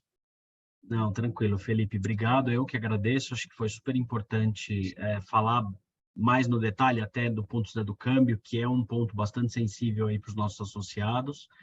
E eu, até em função do adiantado aqui um pouquinho da hora, eu vou passar de imediato para o Yuri, e depois da apresentação do Yuri, eu vou falar um pouquinho também aqui, um pouco mais do nosso setor, imagino que os associados também queiram ouvir algumas perspectivas, e aí a gente abre para as perguntas, tá bom? Yuri, vai lá, tá com você. Tranquilo, só deixa eu compartilhar a tela aqui, tudo bem, pessoal? Me apresentando rapidinho, então, eu sou o Yuri Gabriel, sou diretor e sócio da Estúdio Fiscal, uma empresa parceira da XP Investimentos e que está junto com a Estrada trazendo esse assunto que é tão relevante para todas as empresas brasileiras, né? Estamos falando de pagamento de tributo, de pagar da forma mais correta possível, e eu estou aqui, então, de forma bem breve e sucinta, vou relatar para vocês o que a gente pode ajudar vocês. Como está aí no slide, né, a gente fechou uma parceria com a XP, onde hoje nós somos credenciados a todos os escritórios XP para oferecerem as nossas soluções de ajuda às empresas à redução da carga tributária. Falando um pouquinho da Estúdio Fiscal, para todos conhecerem, a Estúdio Fiscal é uma empresa que faz parte do Grupo Estúdio. O Grupo Estúdio é uma holding que detém mais de 15 marcas no Brasil e que possui mais de 1.000 unidades que já comercializam os nossos serviços no mercado. E dentre essas 15 marcas, a gente está falando especificadamente da Estúdio Fiscal. A gente está presente aqui no Rio Grande do Sul, em Porto Alegre, a nossa matriz operacional, onde está a nossa fábrica. Nós nascemos lá em 98 com uma solução de trazer para as empresas a ajuda delas atuarem em compliance fiscal, ou seja, em fazer com que as empresas estejam, né, colocando em prática todas as instruções normativas, toda a legislação que a Receita Federal e a Secretaria da Fazenda pede para que as empresas façam, e o nosso trabalho, a nossa atuação se dá exatamente com uma tecnologia avançada, própria, desenvolvida por nós, junto com a especialidade de mais de 250 especialistas tributários que a gente possui na nossa sede aqui em Porto Alegre, que está aí a imagem dela, com mais de 3.000 metros quadrados de escritório, com um suporte todo para nossos clientes, auxiliar eles a fazer uma melhor gestão tributária. Ao longo desse tempo, a gente já atendeu, está aí 15.000 clientes, mas a gente está chegando perto da marca de 20.000 clientes atendidos, clientes de todos os tamanhos, de todos os segmentos, indústria, comércio, serviço, empresas grandes como Ambev, Coca-Cola, Rede Dia de supermercados, Ford, Volkswagen, Natura, mas também empresas pequenas com faturamento de 1 milhão, 2 milhões, 3 milhões por ano. E o nosso negócio, ele é um negócio amparado muito no conservadorismo. E a gente preza muito por isso. Então, o nosso trabalho não é judicial, ele é um trabalho administrativo, ele cai numa linha muito mais de auditoria fiscal do que simplesmente uma revisão fiscal, uma busca de créditos, e até em decorrência disso, a gente consegue ter em todos os nossos clientes cartas, atestados de capacidade técnica, que estão aqui na tela, para vocês verem que são exemplos do que os nossos clientes falam quando trabalham conosco. que tem 4 exemplos de Boticário, Honda, Ambev, Linhas Aéreas Passaredo, dizendo que fizeram trabalho conosco, foi bem realizado o trabalho, ficaram satisfeitos e nos recomendam, nos atestam assinando aí em tela.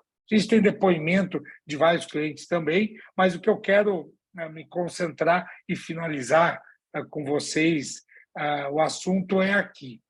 Aqui eu tenho uma demonstração clara de alguns segmentos de mercado, e aí não posso deixar de incluir o segmento de vocês também, né?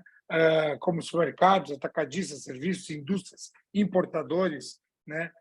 Que são equiparados a indústrias, que têm variados faturamentos. Aqui eu vou citar faturamentos de 116 milhões de um supermercado lá no Rio Grande do Norte, há uma empresa de limpeza em Santo André de 540 milhões por ano, há um comércio atacadista aqui do Rio Grande do Sul, de faturamento de 22 milhões por ano, que todos eles tiveram resultados dentro da nossa auditoria fiscal. Supermercado na ordem de 3 milhões de reais, esse comércio na ordem de 934 mil, e essa empresa de limpeza aí de São Paulo de 5 milhões e 179 mil.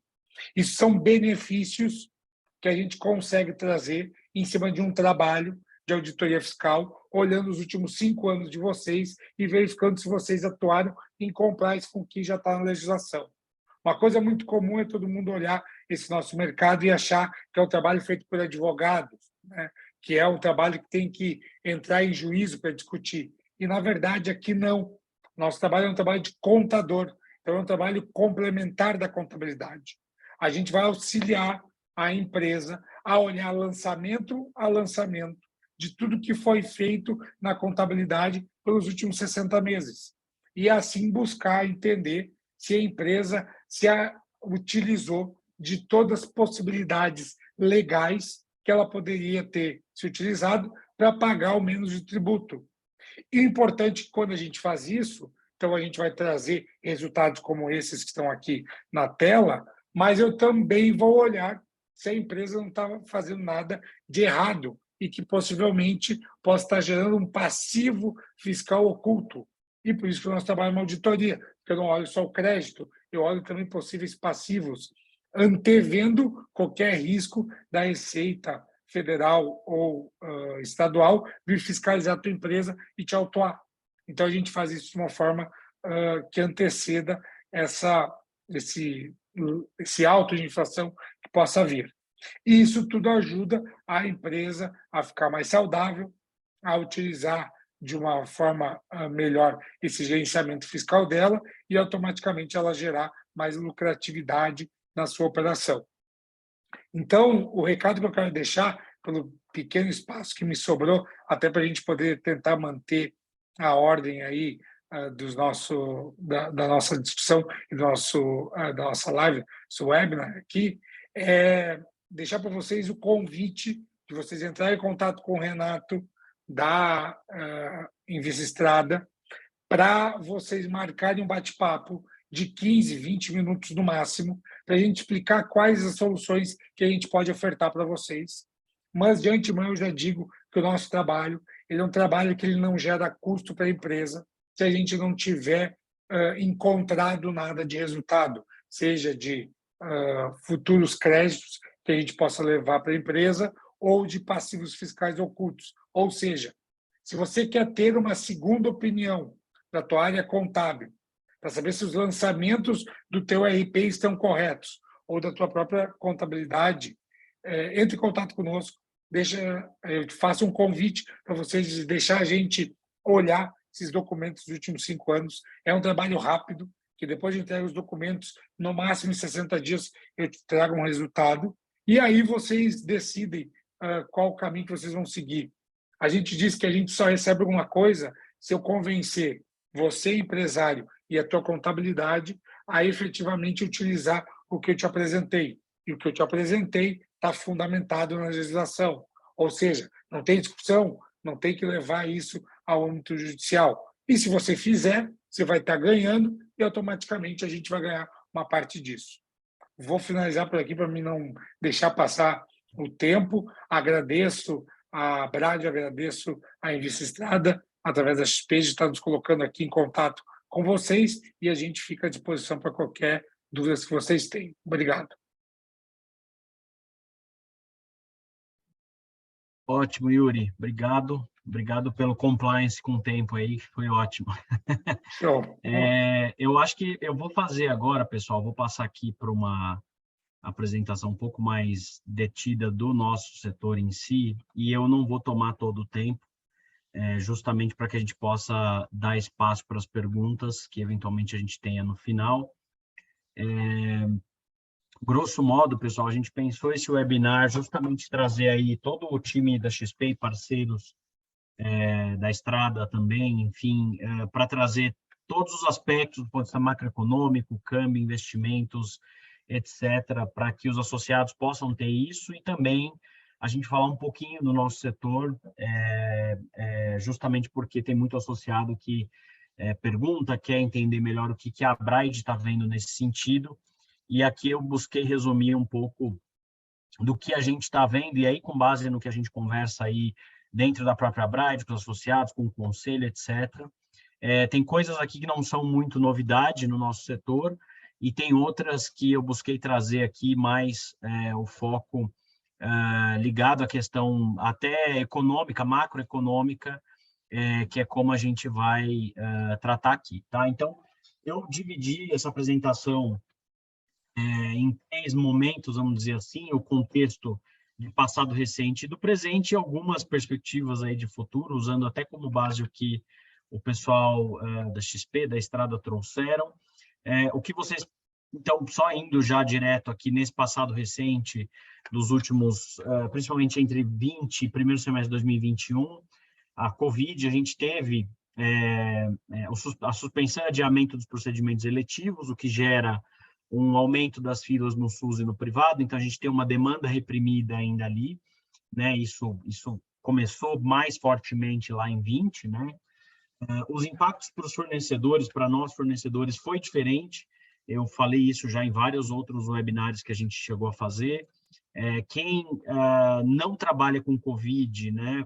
Não trabalhava com atendimento direto à Covid, muito mais com cirurgia eletiva, órtese, prótese, teve um impacto negativo bem maior, com uma queda absurda de faturamento, etc., enquanto que outras empresas ou enxergaram como oportunidade de mercado começar a trabalhar com algum tipo de produto ligado ao combate à Covid, ou quem já trabalhava com isso teve aí um crescimento de demanda bastante grande nesse período, né?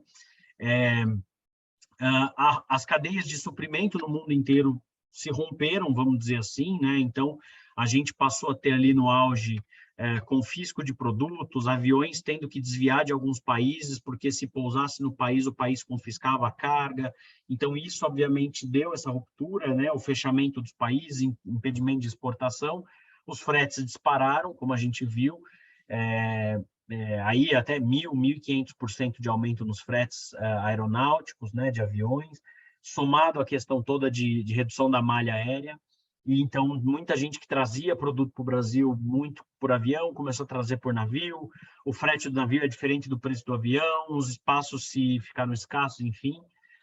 O câmbio, como já foi bastante dito aqui, o próprio Tavares falou no início ali, e o Riberto também trouxe bastante coisa sobre câmbio, né, algumas expectativas.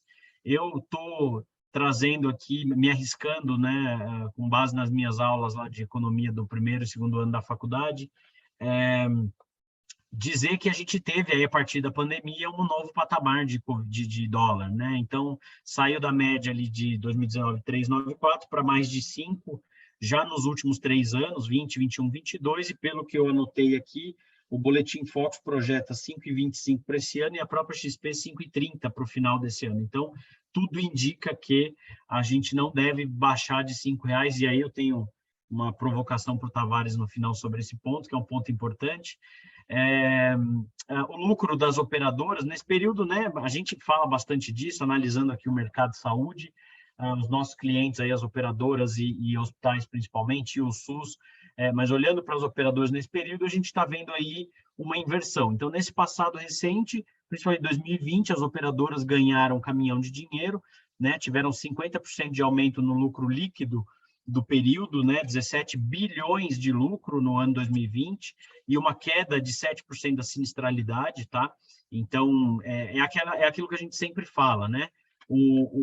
A Covid, ela reduziu as eletivas, as pessoas não foram fazer os seus tratamentos, consultas, exames, etc., com medo de se contaminar, e isso, obviamente, gerou caixa para as operadoras, porque, primeiro, o número de pessoas com plano de saúde que se contaminou com Covid, proporcionalmente falando, é muito baixo, né? Segundo, o custo de tratamento de Covid para as operadoras também é muito baixo. Então, obviamente, que elas tiveram esse lucro recorde, o que já começou a inverter ali em 2021, né? Então, você vê, no final de 21, tanto que esse passado recente que eu coloco é primeiro semestre, a gente já tem uma queda do lucro dos operadores de 85% para 2 bilhões e um aumento de 10% da sinistralidade, principalmente depois do segundo semestre de 2021, que é quando passa o pico da Covid, a gente começa a ter algum tipo de retomada mais vigorosa, né? Então, ali a gente já está falando de 85% de sinistralidade dos planos. No período, enquanto os planos de saúde ganhavam dinheiro, os hospitais tinham uma pressão de custo maior, né? Ou seja, muita gente com Covid, eles dedicando toda a atenção para atender Covid, e, como eu disse, o paciente de Covid traz pouco dinheiro para esses hospitais, né? Ele custa pouco para a operadora e ele traz pouca receita para o hospital. Então, o hospital, lá em 2020, teve uma queda aí de 60%, pelo menos são dados da ANAP, dos hospitais privados, de 60% do resultado operacional em 2020, e uma continuidade da consolidação aí que vem acontecendo nesse mercado desde 2016, quando houve a permissão para o capital estrangeiro investir não só em plano de saúde, como em hospitais, né? Então, a gente teve aí, ano após ano, recorde de fusões e aquisições nesse setor. Aí, ainda no passado recente, né, falando agora do segundo semestre de 21 e do ano passado, o que a gente passa a ter a partir do segundo semestre? Como eu disse, uma retomada desses procedimentos, uma reestruturação dessa cadeia de suprimentos, como eu falei, só que com preços ainda de fretes muito altos, ou seja, os fretes não voltaram ao que eram antes da pandemia, isso tem pressionado bastante o nosso associado. O câmbio, seguindo, como eu coloquei aí em aspas, nesse novo patamar acima de R$5, então até o pessoal da XP pode me dizer melhor do que eu aqui se isso vai ou não vai baixar, e a mudança na situação dos hospitais, né? Então, aqui eu trago uma matéria, uma manchete do Valor, de agosto de 21, que é quando a coisa começou a retomar de forma mais vigorosa, e aí a própria manchete já diz, né? Ó, o jogo vira e os planos de saúde começam a ter perda, enquanto os hospitais começam a lucrar. Por quê? Porque as eletivas começaram a voltar, e isso começou a pressionar exatamente o caixa e toda a operação financeira dos planos de saúde. Aqui, esse raio-x também, de uma matéria do Valor Econômico, mostra exatamente esse fenômeno, né? Ou seja, aqui, nessa primeira parte, hospitais e laboratórios, então, se a gente for olhar o resultado líquido do segundo trimestre de 20 comparado ao de 21, ó, você tem aqui uma variação gigantesca do resultado, né? Só a Redditor, que teve um resultado de quase 300 milhões negativo, ela teve um resultado no segundo trimestre de 21, ou seja, um ano depois, de 445 milhões, né? O DAS, a mesma coisa, que foi até mais vigoroso ainda essa reversão, né? E nas operadoras, aqui em vermelho, é o contrário, né? Então, segundo trimestre de 20, eles com resultado maravilhoso aqui, ó, 359 milhões o Bradesco, a Sul América quase 400 milhões, no caso da Sul América aqui caiu para 30, né? Já um ano depois, a Notre Dame reverteu de 223 para menos 48, então esse raio-x aqui que o Valor Econômico trouxe é bem ilustrativo dessa virada, desses extremos que a pandemia provocou no setor de hospitais e plano de saúde, que são os clientes dos nossos associados, né? E aqui uma outra manchete também do Valor falando disso, né? Então, no final de 2021, aliás, no final de 2022, né? Ou seja, 21 começou a virar e 22 se consolidou. As operadoras fecharam com prejuízo de 3,4 bilhões, prejuízo recorde no acumulado do ano, e a sinistralidade disparou para 93%. Eu cheguei a ler uma matéria que eu não me lembro agora, eu recebi aqui pelo WhatsApp, procurei ontem à noite, não achei, mas eu li uma matéria que dizia que hoje, registradas na ANS e operando, a gente tem cerca de 700 operadoras ativas, né? e que uma parcela dessas operadoras já estava rodando 2022 com sinistralidade acima de 100%, ou seja, claramente não tem, o nível de despesa não acompanha o nível de receita. E essas operadoras que rodaram 22 acima de 100% de sinistralidade correspondem a em torno de 17 milhões de usuários. Então, ou seja, é um setor bastante sensível e que a gente tem que ficar de olho aí, não só a gente, mas os órgãos reguladores também, para evitar as quebradeiras. Mas é fato que a sinistralidade disparou e isso tem pressionado os planos de saúde, que, obviamente, depois que colocaram um lucro de 17 bilhões e meio no bolso, não querem desembolsar esse dinheiro para colocar de volta no sistema. O dinheiro já está investido lá na XP ou em algum outro lugar, rendendo bastante, né? No presente, o que a gente tem, trazendo um pouco desse resumo, é exatamente o quê? Bom, a gente tem uma pressão de caixa nas operadoras, mas a gente, ao mesmo tempo, tem um recorde de usuários na saúde suplementar, principalmente por dois fatores. Primeiro, pelo fator Covid, as pessoas buscaram ter plano de saúde para se proteger, né? Então, isso impulsionou ali o crescimento, principalmente em 2021, do número de vidas. E o segundo fator é a recuperação da economia, a geração de empregos, principalmente no ano passado, que, obviamente, né, recuperação do emprego formal, isso leva mais gente para a saúde suplementar, que chegou no maior patamar desde 2014, né? Então, em 8 anos, a gente está no maior nível de beneficiários na saúde suplementar. A demanda no SUS e no privado continua reprimida, principalmente de cirurgias eletivas, né? E aí, já puxando esse gancho para o novo governo, muito focado no SUS, né? Por óbvio. Então, o que isso significa, né? O novo governo vai focar no SUS? Vai esquecer do privado? Não. O privado tem se movimentado para fazer parceria com o setor público e atender essa demanda reprimida. Por quê? Porque o SUS consegue desovar essa demanda e o privado consegue ganhar algum tipo de receita fazendo essa parceria com o SUS. Então, isso é bom para os dois lados, é bom para o país também, porque a gente consegue ter mais velocidade no atendimento desses casos, e é bom para nós fornecedores, porque abre uma janela de maior aquecimento do nosso setor para fornecimento de produto. Aliado a isso, né, ninguém faz cirurgia eletiva sem dinheiro, nem no privado, nem no público. O governo entendeu isso desde a transição e já atuou nisso. Então, a PEC da transição colocou 16 bilhões a mais na saúde para 2023, o que é um dinheiro bastante significativo, e parte desse dinheiro, né, 600 milhões, foi anunciado na semana passada, vão ser destinados especificamente a um programa, aí, ao que eles gostam de chamar de mutirão das cirurgias eletivas, que já começou e que vai ser realizado pelos estados. Além disso, o novo governo trouxe, diferente dos governos do PT nos anos anteriores, um foco maior para complexo econômico industrial da saúde. Então, eles estão discutindo isso, não só no Ministério da Saúde, como no MIDIC, no Ministério do Desenvolvimento, Indústria e Comércio, e outros ministérios também. Tem um envolvimento grande de grandes autoridades, ou seja, esse tema está na pauta do governo, né?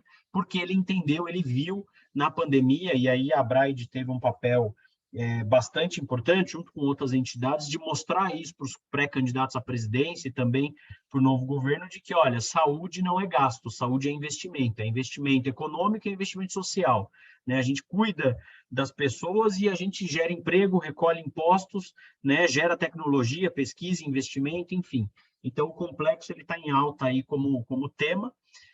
Bem rapidamente aqui, nova fase desse jogo político, como vocês puderam ver, a relação executivo-legislativo, ela entra nessa nova fase depois da eleição do Lira e do Pacheco, né, a reeleição deles, que contou, obviamente, com amplo apoio do governo. Então, dá para dizer que o governo fica ali, pelo menos no curto prazo, com algum crédito, mas essa relação ela é muito sensível, muito mais sensível do que nos governos anteriores, e ainda mais agravado com esse novo Congresso mais conservador, com uma base governista que é relativamente frágil. Por quê? Porque depende muito do Centrão, e o Centrão é muito pragmático em se você me der, eu entrego, se você não me der, eu não entrego. Né? Então, tem muito isso, vamos ver como é que a coisa anda. E óbvio que esse jogo político impacta nessa questão da agenda econômica, que foi falado bastante aqui, principalmente no início, a questão de juros, a questão de inflação, a questão, como o Tavares falou no início, da âncora fiscal, né? O governo diz aí que vai apresentar uma nova âncora fiscal, a reforma tributária é outro tema bola da vez, que está sendo falado bastante, e nós do setor saúde acompanhando bastante isso, né? E pontos, então aqui indo já mais para futuro, perspectiva e pontos de atenção para o nosso associado. Isso aqui foi lançado na semana passada, pessoal, alguns indicadores da ANAP, Associação dos Hospitais Privados, que mostra, né, e aí isso vai de encontro ao que a gente está imaginando aqui na Braide, que é, com todo esse cenário que eu expliquei lá atrás, de pressão no caixa das operadoras, isso, e obviamente os hospitais também lucrando muito, mas ainda pressionados por esse aumento da demanda de atendimento, seja de eletiva, exame, consulta, etc., tudo indica que nós provavelmente vamos ter um agravamento na questão das distorções, que a Braide bate tanto. Então, na retenção, nas glosas e na inadimplência. Por quê? Porque exatamente isso, a operadora, tendo prejuízo, ela vai querer segurar o caixa dela, ela vai querer demorar mais tempo para pagar o fornecedor, ela vai querer mais tempo segurar aquele faturamento pendente ali para o fornecedor não emitir. E o hospital a mesma coisa, né? Isso já mostra aqui, ó, os indicadores da ANAP apontam aumento de glosas e do prazo médio de recebimento. Isso é muito familiar para nós aqui da Braide, porque é exatamente o que a gente apura todo ano na nossa pesquisa e que nós vamos lançar agora o nosso anuário no dia 25. Então, o índice de glosas sobre a receita líquida aqui dos hospitais da ANAP, né, aumentou de 3,6 para 4,5, mas o principal, olha só, o prazo médio de recebimento, ou seja, o quanto tempo os hospitais privados demoram para receber o pagamento dos planos de saúde, aumentou de 68 para 75 dias na média, nós estamos falando de 2 meses e meio, e o prazo médio de pagamento, olha onde está o fluxo de caixa deles aqui, ó.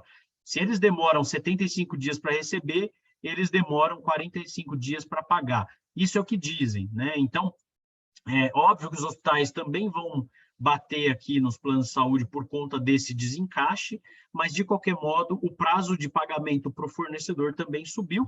Isso, na média, imagino que seja para todos os fornecedores, não só de OPME, mas de medicamento e entre outros, tá? Então, isso aqui já é um indício de que a coisa provavelmente deve se agravar nesse ano, tá? Para terminar, pontos de atenção. Primeiro, frete elevado vai continuar, esse câmbio no novo patamar também, o crédito, justamente por conta também de juros e até por conta talvez do efeito Americanas no mercado, provavelmente vai ficar um pouquinho mais caro, um pouco mais restrito, né? A instabilidade econômica, como já foi dito, então é difícil prever, mas qualquer coisa, né? A gente teve aí, acho que se não me engano agora recente, uma decisão do Supremo falando sobre pagamento de tributo, coisa retroativa, eu ainda não consegui ler. Tem uma discussão dizendo que vão querer mexer em leis trabalhistas, reforma trabalhista. Então, isso tudo é ruim, né? Essa instabilidade. O mercado, nosso mercado de saúde e no nosso modelo de negócio vai continuar mudando, né? Então, a gente tem observado essa consolidação. No trabalho do fornecedor, a gente está comentando sobre regionalização, sobre especialização, né? A gente vê muito fornecedor se especializando em alguns nichos ali, com operação às vezes menor, mas que consiga garantir alguma rentabilidade. A Anvisa, a gente está com indícios de aumento de prazo das liberações, não só de importação, mas de outras coisas, né? Então, e isso pode ser agravado, porque tem muita gente na Anvisa, muito servidor se aposentando, e a Anvisa não faz concurso, então a tendência é que isso pode piorar. O tema de regulação econômica, para quem acompanha o setor mais de perto, é um tema que, em governos, vamos dizer, de orientação um pouco mais centro-esquerda, tende a acontecer, e aí é bastante específico isso aqui no Ministério, acho que hoje está muito mais fraco, já foi mais forte no passado, mas é um ponto que a gente tem que ficar com a luz amarela ligada. LGPD é outro fator, né? A lei já está vigente, as sanções estão vigentes e o setor já está se organizando aí para atender aos requisitos. E a agenda positiva que eu poderia trazer, já foi dito um pouquinho.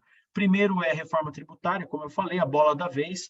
Acho que se sair do ponto de vista de complexidade vai ser excelente. O que a gente tem que tomar cuidado é com carga tributária, né? Para o setor de saúde não ser onerado mais ainda do que já paga aí de imposto, né? Como eu falei, do ponto de vista mais focado no setor, o complexo industrial, toda essa pauta de compras governamentais, né? O SUS aí querendo comprar, querendo botar dinheiro, revisão da tabela, mais recursos para a saúde, tudo isso pode ser positivo. e também todo o movimento aí na área de incorporação de novas tecnologias. A primeira coisa foi o rol exemplificativo da ANS. A segunda coisa agora, que está sendo bastante criticado, é a incorporação de alguns medicamentos no rol de alto custo, né? Então, percebe-se que existe uma visão, pelo menos por parte ali de alguns reguladores, de que as tecnologias elas são importantes sim para você fazer o atendimento da população. Então, isso pode ser algo favorável para o nosso setor, a despeito das críticas que os planos de saúde vão fazer a isso sempre, né? Então, é isso. Eu quero agradecer, primeiro, nossos parceiros aqui, não só da Estrada, da XP, de todas as outras empresas aqui com a gente, aos associados. Eu vou abrir agora para as perguntas. Eu vi aqui no chat que tem alguns comentários. O PowerPoint aqui vai ser disponibilizado, Jefferson, fica tranquilo. Ex-tarifários, o pessoal falando que não estão tendo nenhum tipo de análise. E eu vou deixar aberto aqui para pergunta. Quem quiser perguntar para o Tavares ou para algum outro parceiro nosso aqui, está aberta a pergunta. Eu vou aproveitar o ensejo aqui, Tavares, e me dar o luxo, já que a gente é o moderador aqui, de fazer uma pergunta. Se você, lá no começo, você falou de queda de juros nos Estados Unidos, né, pelo que eu entendi, né, os juros vêm subindo, mas tudo indica que ele daqui a pouco vai começar a descer, depois que terminar os 15 dias lá do antibiótico, né, para reaquecer talvez ali a economia. E, ao que tudo indica, pelo menos eu fiquei imaginando, a gente pode esperar uma queda do dólar nesse sentido, porque se o juros americano cai, que é a economia mais sólida, onde o pessoal vai lá buscar retorno maior, etc., se esses juros caem, e os juros altos no Brasil, talvez a gente tenha uma atratividade de dólar vindo para cá, pressionando o câmbio para baixo. Nessa projeção da XP e do Focus, isso está precificado já ou ainda não? Ou o que você tem para dizer sobre isso? Obrigado pela pergunta, Bruno. O câmbio é uma variável criada pelos deuses para trazer humildade aí aos economistas, né? Assim, é realmente difícil de fazer essa previsão. E o pessoal foi muito bem dito aqui pelo Felipe. Pô, você pega o Focus do começo do ano, ele é muito diferente do final. Eu acho sim que um dos pontos que eu trouxe aqui o diferencial de juros entre as economias acaba sendo um driver ali para um lado ou para o outro, né? Hoje esse diferencial ele é muito grande. Se de fato os Estados Unidos está chegando no final do ciclo, ali por volta dos 5 alguma coisinha, e a expectativa é de um juros menor à frente, de forma que, se aqui a gente não corta, esse diferencial ele se mantém grande ou até mesmo aumenta, ele é pró-real. Tá? Assim, por fundamentos, quando a gente olha fundamentos somente, termos de troca, diferencial de juros, commodities mais forte no mundo, isso nos faz pensar num dólar mais forte, né? Mais abaixo dos 5, eventualmente. E eu concordo contigo, esse 5 é um novo patamar depois da pandemia. Agora, você tem outras forças, que são as incertezas, né, que também, essas são muito difíceis de prever, que acabam jogando contra e fazendo com que o câmbio ele vá para os 5,20. Né? Se vocês, assim, recentemente agora, na hora que o mercado fica mais quietinho, o câmbio ele dá aquela descida, ele belisca o 5. Aí vem uma fala, alguma coisa ali que traz mais ruído, o câmbio ele dá aquela estilingada para os 5,20 de novo. Agora, colocar isso tudo e dizer para que lado a gente vai, é complicado. Eu diria que, por fundamento, é mais para 5, por ruído e por volatilidade, ele acaba escorregando ali para os 5,20, 5,30, para o final do ano. Ou seja, que os nossos políticos fiquem de boca fechada, né, para a gente não ter esses picos o tempo todo. Exatamente, a gente falava muito isso no passado, né? Falava assim, na hora que é recesso parlamentar, você fala, puxa, melhor agora é o melhor timing, porque agora não vai ter ninguém falando nada, deixa que o mercado sozinho, a bolsa sobe, o câmbio cai um pouquinho, isso porque as coisas estão com preços interessantes, né? E a história do Brasil, numa China reabrindo, assim, com minério, parte da nossa bolsa é muito exportadora, Vale, Petrobras, Gerdau, Usiminas, CSN, então você tem uma parte relevante exportadora que se beneficia da retomada de uma China, a gente só precisa fazer nossa lição de casa para, de fato, ir para debaixo dos 4. E a lição de casa que eu digo é a reforma tributária, a reforma fiscal, realmente não vamos querer mexer em nenhum desses arcabouços de independência, da Petrobras poder fazer o que ela tem que fazer, de pagar o dividendo que ela tem que pagar. As interferências, elas atrapalham e faz com que o investidor ache que tem mais risco na mesa e aí a coisa vai para o lado que a gente não gostaria. Com certeza, excelente. Eu queria aproveitar, pessoal, a gente tem mais alguns minutos aqui. Alguém tem alguma pergunta? Alguém quer falar? Quer abrir o microfone?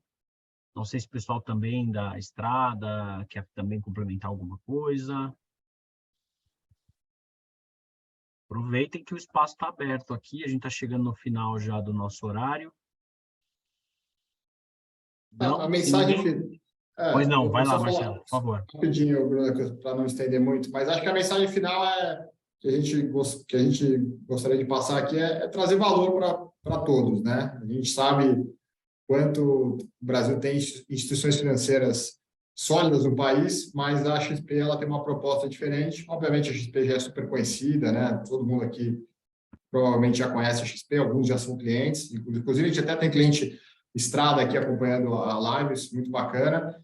E a gente está nesse negócio há bastante tempo, né? Eu tenho 15 anos aí de XP, a gente tem um horizonte muito de longo prazo, ter um ponto focal, ter um time com essa visão de longo prazo, isso ajuda muito, é o que o Renato falou também. Você poder ter uma pessoa que te conhece, que você cria confiança só conquista ao longo do tempo, que você tem relacionamento, que você consiga ter esse olhar amplo para trabalhar operações de renda fixa, câmbio, algumas coisas até na pessoa física, operação offshore em Miami também, que a XP tem um escritório bem completo. Enfim, tudo isso a gente acredita que é um grande diferencial e os números mostram isso, né? A XP tem quase 4 milhões de clientes, é uma empresa de capital aberto nos Estados Unidos. Tudo isso mostra o quanto que o mercado mudou, né? As coisas mudaram nos últimos tempos. A gente conhece muitos clientes que passaram décadas investindo de uma maneira mais tradicional. Só que acho que as coisas se modernizaram, tem coisas interessantes para a gente poder apresentar. A gente tentou, nesse espaço aqui, trazer pontos importantes e a gente fica à disposição para conversar com cada um de forma individual, entender um pouco das dores e poder fazer conta, mostrar o que a gente consegue ser mais competitivo. Enfim, a gente está à disposição aqui, pessoal. Muito obrigado aí pela oportunidade. Obrigado, Bruno. Legal, deixei meu contato aí durante a apresentação. Então, quem quiser entrar em contato e aproveitar os produtos aí e já dar largada aqui, abrir uma conta XP, estou à disposição. Legal. Bom, pessoal, eu quero, então, já que a gente não tem perguntas, eu quero só agradecer ao Marcelo, ao Renato, ao Fernando, ao Ribert, que está aqui também, o Yuri, toda a equipe da XP, da Estrada, por toda a parceria, por ter confiado aí na Abraid. Acho que esse webinar foi um webinar bastante rico, pelo que a gente viu aí dos comentários, com um quórum também bem interessante que se manteve ao longo de toda a apresentação. A Abraid fica à disposição de todos os associados para eventualmente encaminhar qualquer outra dúvida que surja, ou mesmo o Renato deixou os contatos aí no chat, mas eventualmente se alguém não pegou os contatos ou depois tem algum interesse ali, pode falar com a Abraid faz ali o encaminhamento dos contatos para o Renato, para o Marcelo, para toda a equipe, e a gente fica à disposição. Eu queria só aproveitar de novo para agradecer vocês, a todos que ficaram aqui conosco nessas 2 horinhas, fazer aqui já o merchan do nosso fórum, né? O Fórum Abraid, ele é aberto para todos os associados, ele vai ser híbrido aqui em São Paulo e com transmissão no YouTube para quem está fora de São Paulo, e ele vai acontecer no dia 25 de abril desse ano, no período da tarde. A gente está preparando aí um conteúdo bem legal, coloquem na agenda já essa data, porque eu tenho certeza que vocês vão gostar, tá bom? Gente, muito obrigado, um bom dia a todos e até a próxima. Tchau. Valeu, obrigado. Bom dia, pessoal. Abraço.